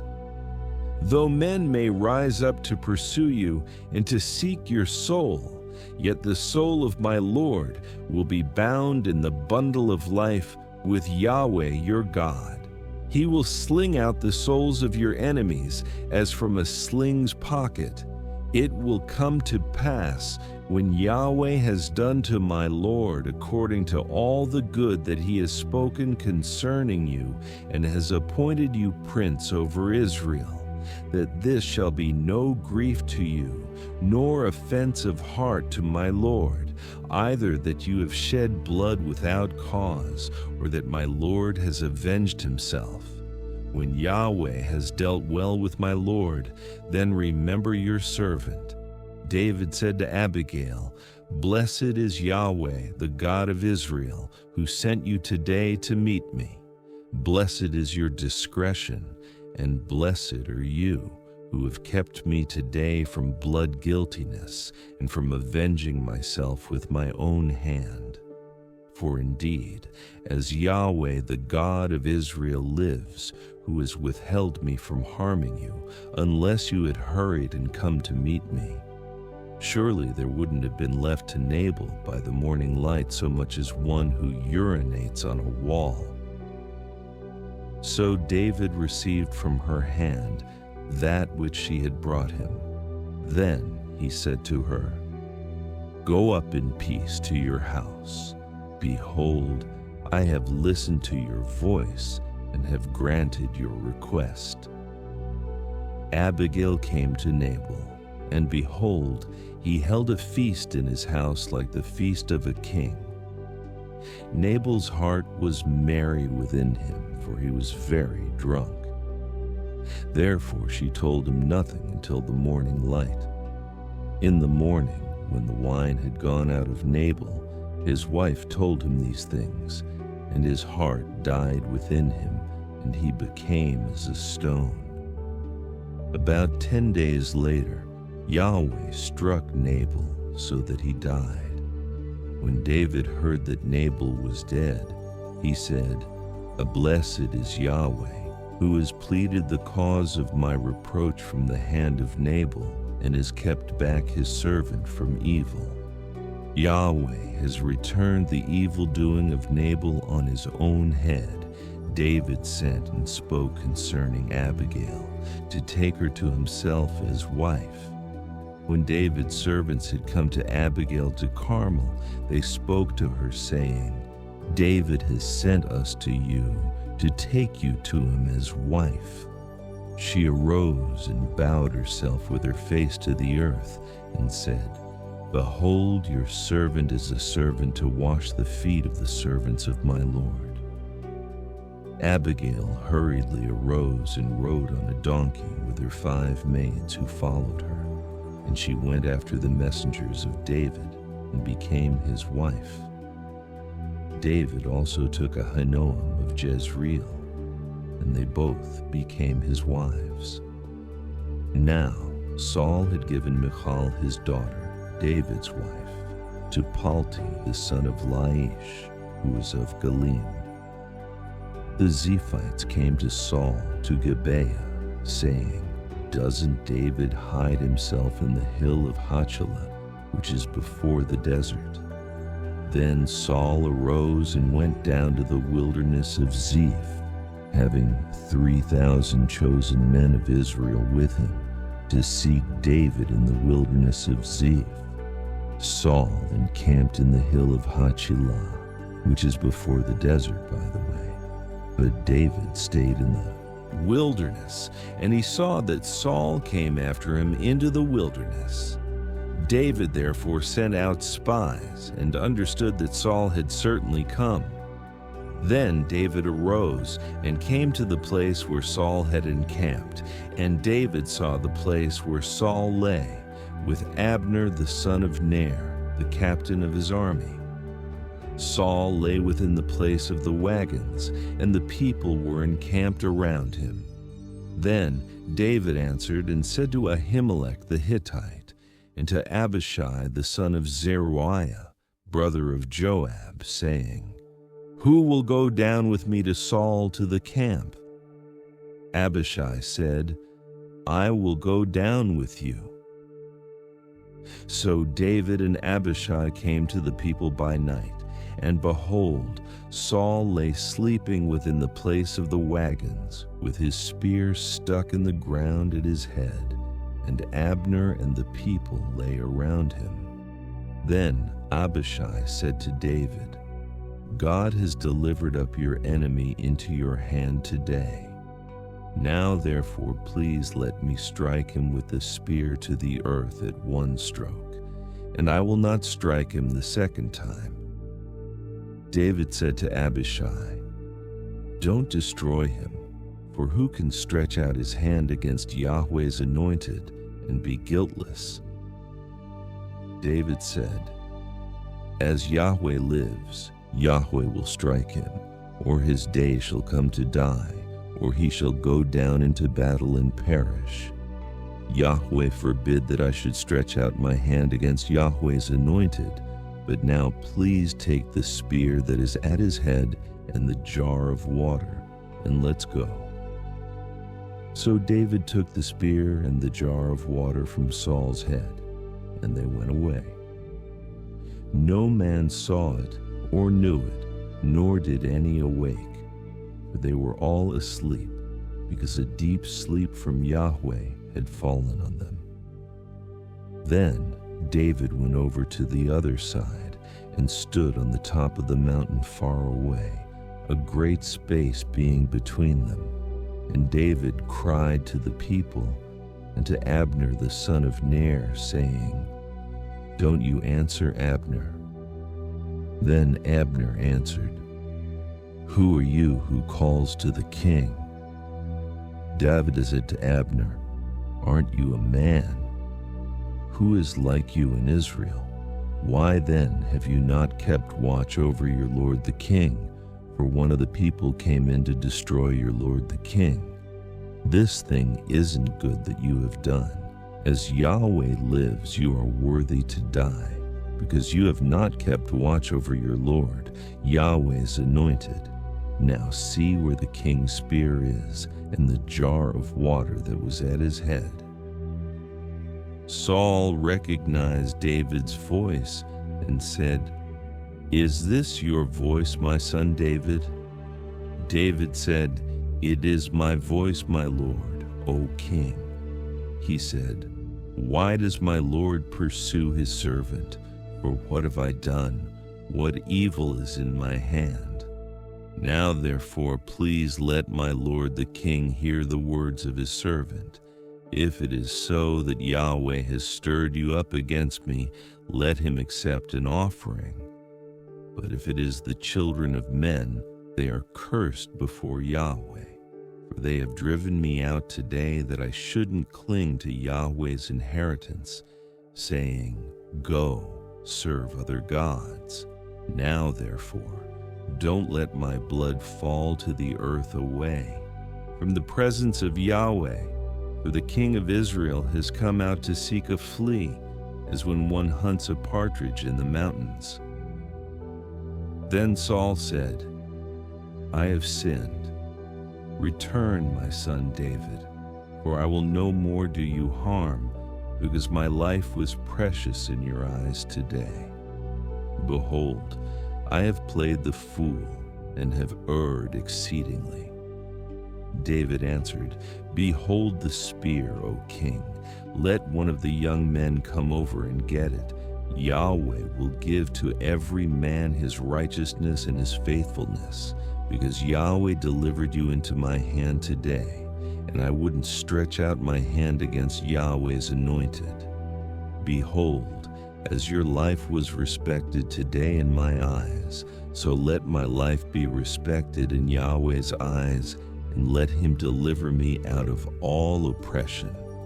Then Saul said to David, You are blessed, my son David.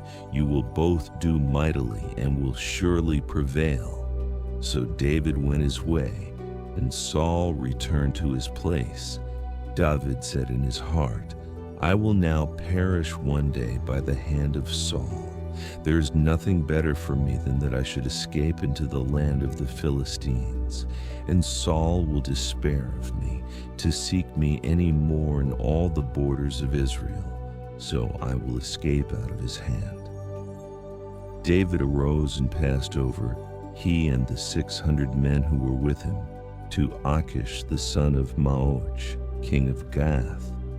David lived with Achish at Gath, he and his men, every man with his household, even David with his 2 wives, Ahinoam the Jezreelitess and Abigail the Carmelitess, Nabal's wife. Saul was told that David had fled to Gath, so he stopped looking for him. David said to Achish, "If now I have found favor in your eyes, let them give me a place in one of the cities in the country, that I may dwell there. For why should your servant dwell in the royal city with you?" Then Achish gave him Ziklag that day. Therefore Ziklag belongs to the kings of Judah to this day.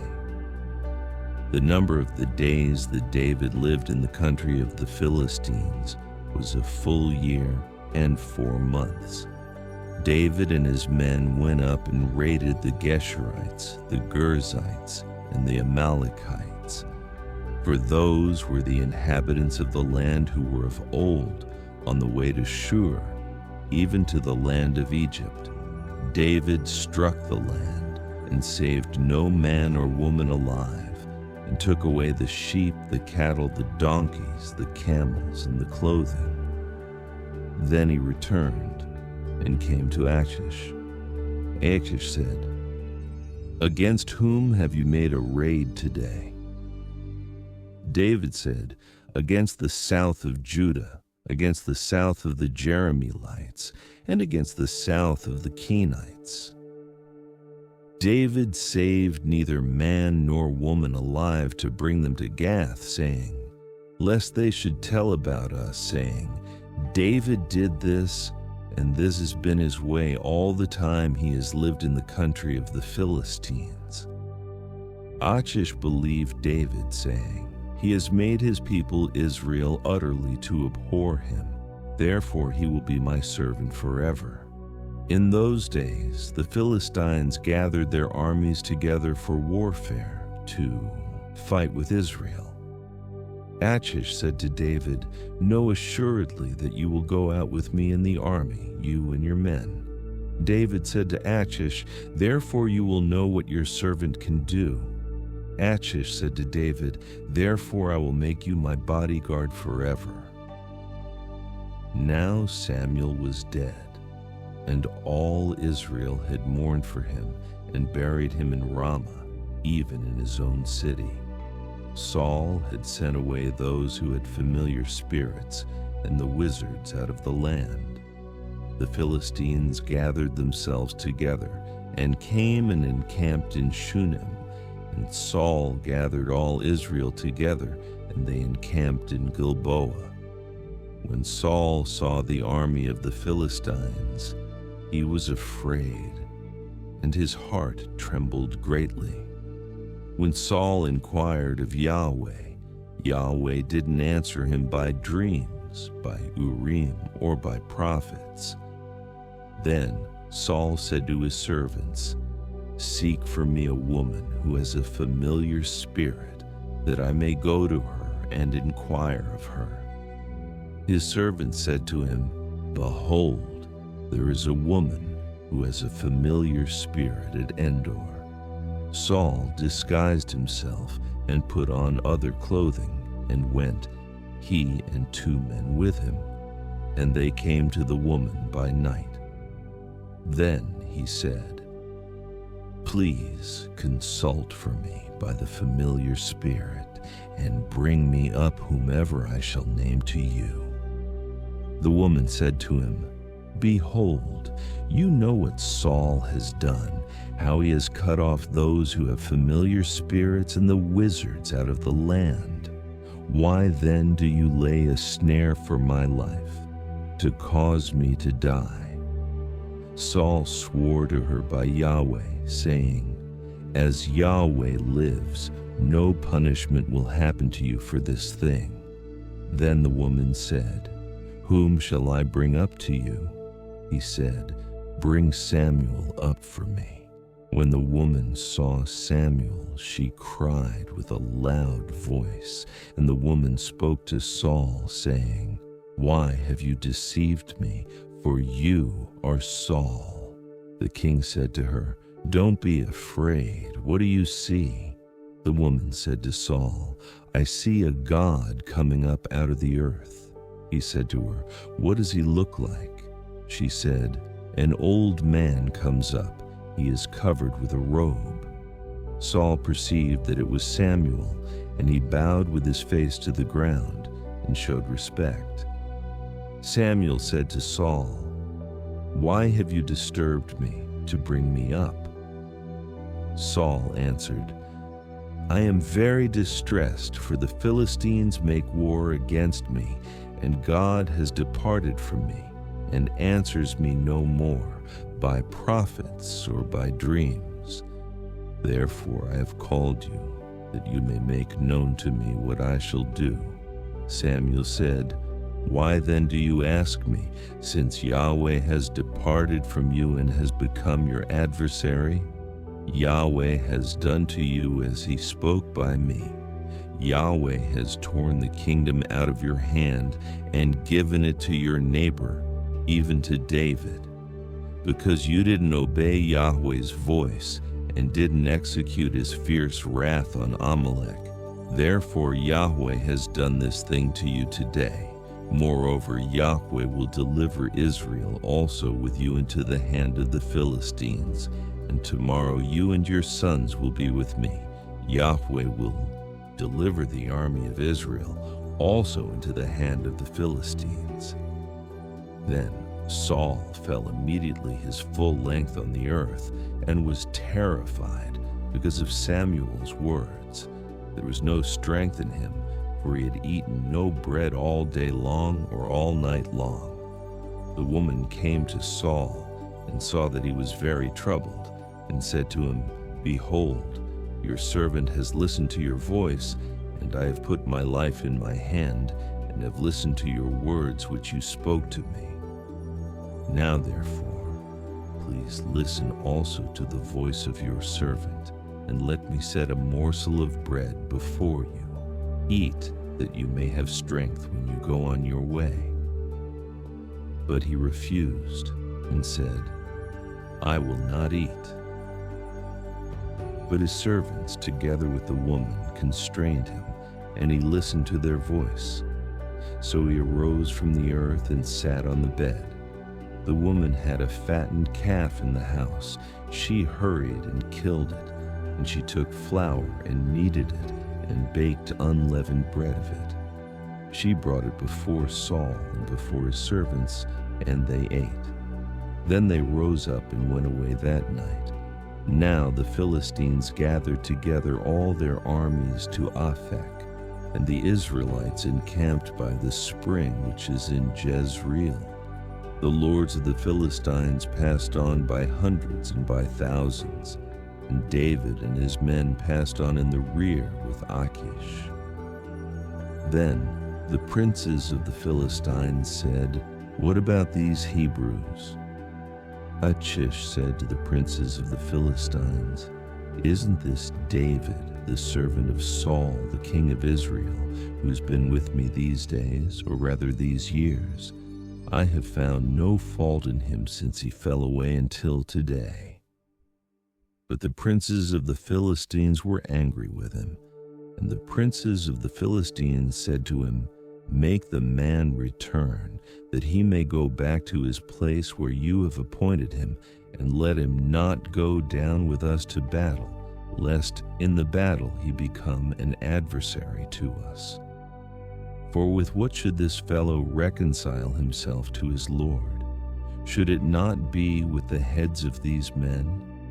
Isn't this David, of whom people sang to one another in dances, saying, 'Saul has slain his thousands, and David his 10,000s?' Then Achish called David and said to him, 'As Yahweh lives, you have been upright, and your going out and your coming in with me in the army is good in my sight. For I have not found evil in you, since the day of your coming to me to this day. Nevertheless, the Lord's don't favor you. Therefore now return and go in peace, that you not displease the lords of the Philistines. David said to Achish, But what have I done? What have you found in your servant so long as I have been before you to this day, that I may not go and fight against the enemies of my lord the king? Achish answered David, I know that you are good in my sight as an angel of God. Notwithstanding, the princes of the Philistines have said, He shall not go up with us to the battle. Therefore now rise up early in the Ebiyah, mourning with the servants of your Lord who have come with you. And as soon as you are up early in the morning and have light, depart. So David rose up early, he and his men, to depart in the morning, to return into the land of the Philistines. And the Philistines went up to Jezreel. When David and his men had come to Ziklag on the third day, the Amalekites had made a raid on the south and on Ziklag, and had struck Ziklag and burned it with fire, and had taken captive the women and all who were in it, both small and great. They didn't kill any, but carried them off and went their way. When David and his men came to the city, behold, it was burned with fire, and their wives, their sons, and their daughters were taken captive. Then David and the people who were with him lifted up their voice and wept until they had no more power to weep. David's 2 wives were taken captive, Ahinoam the Jezreelitess, and Abigail, the wife of Nabal the Carmelite. David was greatly distressed, for the people spoke of stoning him, because the souls of all the people were grieved, every man for his sons and for his daughters. But David strengthened himself in Yahweh his God. David said to Abiathar the priest, the son of Ahimelech, Please bring the ephod here to me. Abiathar brought the ephod to David. David inquired of Yahweh, saying, If I pursue after this troop, will I overtake them? He answered him, Pursue, for you will surely overtake them, and will without fail recover all. So David went, he and the 600 men who were with him, and came to the brook Besor, where those who were left behind stayed. But David pursued, he and 400 men, for 200 stayed behind, who were so faint that they couldn't go over the brook Besor. They found an Egyptian in the field and brought him to David and gave him bread, and he ate, and they gave him water to drink. They gave him a piece of a cake of figs and 2 clusters of raisins. When he had eaten, his spirit came again to him, for he had eaten no bread and drank no water for 3 days and 3 nights. David asked him, To whom do you belong? Where are you from? He said, I am a young man of Egypt, servant to an Amalekite, and my master left me because 3 days ago I got sick. We made a raid on the south of the Cherethites, and on that which belongs to Judah, and on the south of Caleb, and we burned Ziklag with fire. David said to him, Will you bring me down to this troop? He said, Swear to me by God that you will not kill me, and not deliver me up into the hands of my master, and I will bring you down to this troop. When he had brought him down, behold, they were spread around over all the ground, eating, drinking, and dancing, because of all the great plunder that they had taken out of the land of the Philistines and out of the land of Judah. David struck them from the twilight, even to the evening of the next day. Not a man of them escaped from there, except 400 young men who rode on camels and fled. David recovered all that the Amalekites had taken, and David rescued his 2 wives. There was nothing lacking to them, neither small nor great, neither sons nor daughters, neither plunder nor anything that they had taken. David brought them all back. David took all the flocks and the herds which they drove before those other livestock, and said, "This is David's plunder." David came to the 200 men who were so faint that they could not follow David, whom also they had made to stay at the brook Besor. And they went out to meet David and to meet the people who were with him. When David came near to the people, he greeted them. Then all the wicked men and worthless fellows of those who went with David answered and said, "Because they didn't go with us, we will not give them anything of the plunder that we have recovered, except to every man his wife and his children, that he may lead them away and depart." Then David said, "Do not do so, my brothers, with that which Yahweh has given to us, who has preserved us and delivered the troop that came against us into our hand. Who will listen to you in this matter? For as his share is who goes down to the battle, so shall his share be who stays with the baggage. They shall share alike." It was so from that day forward that he made it a statute and an ordinance for Israel to this day. When David came to Ziklag, he sent some of the plunder to the elders of Judah, even to his friends, saying, "Behold, a present for you from the plunder of Yahweh's enemies."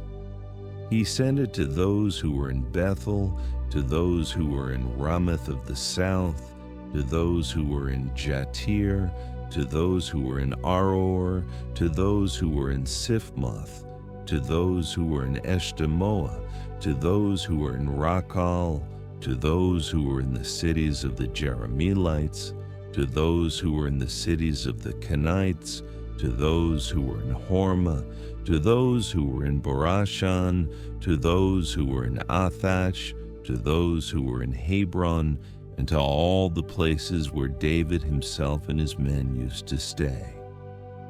Now the Philistines fought against Israel, and the men of Israel fled from before the Philistines, and fell down slain on Mount Gilboa. The Philistines overtook Saul and his sons, and the Philistines killed Jonathan, Abinadab, and Malchishua, the sons of Saul. The battle went hard against Saul, and the archers overtook him, and he was greatly distressed by reason of the archers. Then Saul said to his armor-bearer, "Draw your sword and thrust me through with it, lest these uncircumcised come and thrust me through and abuse me." But his armor-bearer would not, for he was terrified. Therefore Saul took his sword and fell on it. When his armor-bearer saw that Saul was dead, he likewise fell on his sword and died with him. So Saul died with his 3 sons, his armor-bearer, and all his men that same day together. When the men of Israel who were on the other side of the valley and those who were beyond the Jordan saw that the men of Israel fled, and that Saul and his sons were dead, they abandoned the cities and fled, and the Philistines came and lived in them. On the next day, when the Philistines came to strip the slain, they found Saul and his 3 sons fallen on Mount Gilboa. They cut off his head, stripped off his armor, and sent into the land of the Philistines all around, to carry the news to the house of their idols and to the people. They put his armor in the house of the Ashtaroth, and they fastened his body to the wall of Beth-shan. When the inhabitants of Jabesh-Gilead heard what the Philistines had done to Saul, all the valiant men arose, went all night, and took the body of Saul and the bodies of his sons from the wall of Beth-shan, and they came to Jabesh and burned them there. They took their bones and buried them under the tamarisk tree in Jabesh, and fasted 7 days.